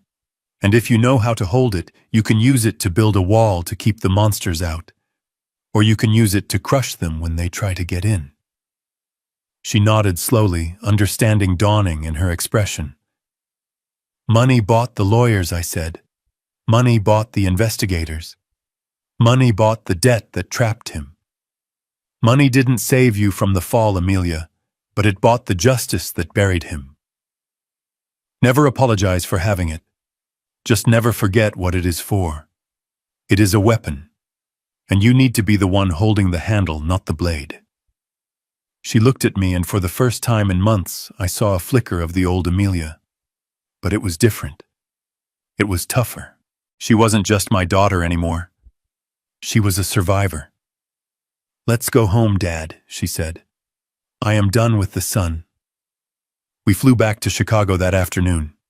We left the ghosts in California. Brody Maxwell is currently sitting in a 6x8 cell in a maximum security facility in the desert. He spends 23 hours a day alone. He has the rest of his natural life to think about the Porsche he never got and the son he murdered. Every appeal Harper files a motion to block. Every parole hearing I will be there. He is my project now, my eternal investment. As for me, I am back in my office overlooking the Chicago River. The skyline is gray and jagged and beautiful. I am retired, but I am always watching. I turn to face you now. You, the viewer who has followed this story from the yacht party to the prison cell. You might think this is just a story about a rich man and his problems. But it isn't. It is a story about boundaries. It is a story about seeing people for who they really are, not who you want them to be. Take a good look at the people around you. The ones who smile too much. The ones who ask about your finances a little too often. The ones who are there for the champagne but vanish when the bill comes. Trust your gut. If something feels wrong, it is. And if you ever find yourself in a situation where someone tries to hurt your family, remember my story. Remember that kindness is not a weakness, but justice is a necessity. Do not let them get away with it. Document everything. Buy the debt. Close the trap. And one last thing. A personal note from Tobias King. If you are watching this and you think you can target my family because we are back in business, think again. I might be 72 years old. I might walk with a cane sometimes, but I am not a victim. Don't ever touch my family. Because I don't just have money. I have patience. I have resources. And I have a memory that never fades. If you cross the line, I won't just sue you. I will dismantle you. I will wait until you think you are safe, until you think you have won, and then I will turn off the lights. This is Tobias King signing off. If you learned something today, if you believe in justice served cold, hit that like button and subscribe. Share this story. Let it be a warning to the wolves that the lions are still awake. Stay safe. Stay vigilant. And never sign a waiver without reading the fine print. In the end, I learned that wealth is a magnifier. It reveals the true nature of everyone around you. Brody thought my money was his safety net, but he forgot that nets are designed to trap. The biggest mistake a predator can make is assuming that a quiet man is a weak man. I spent 40 years building an empire not to buy luxury, but to buy the power to protect what matters. If you love someone, guard them fiercely. And if someone betrays that love, do not just walk away. Ensure they can never hurt anyone else again. True justice isn't given by the courts. It is taken by those with the will to enforce it. If you believe in protecting family at all costs, hit that like button and subscribe for more stories of justice served cold. Tell me in the comments, What would you have done in my place?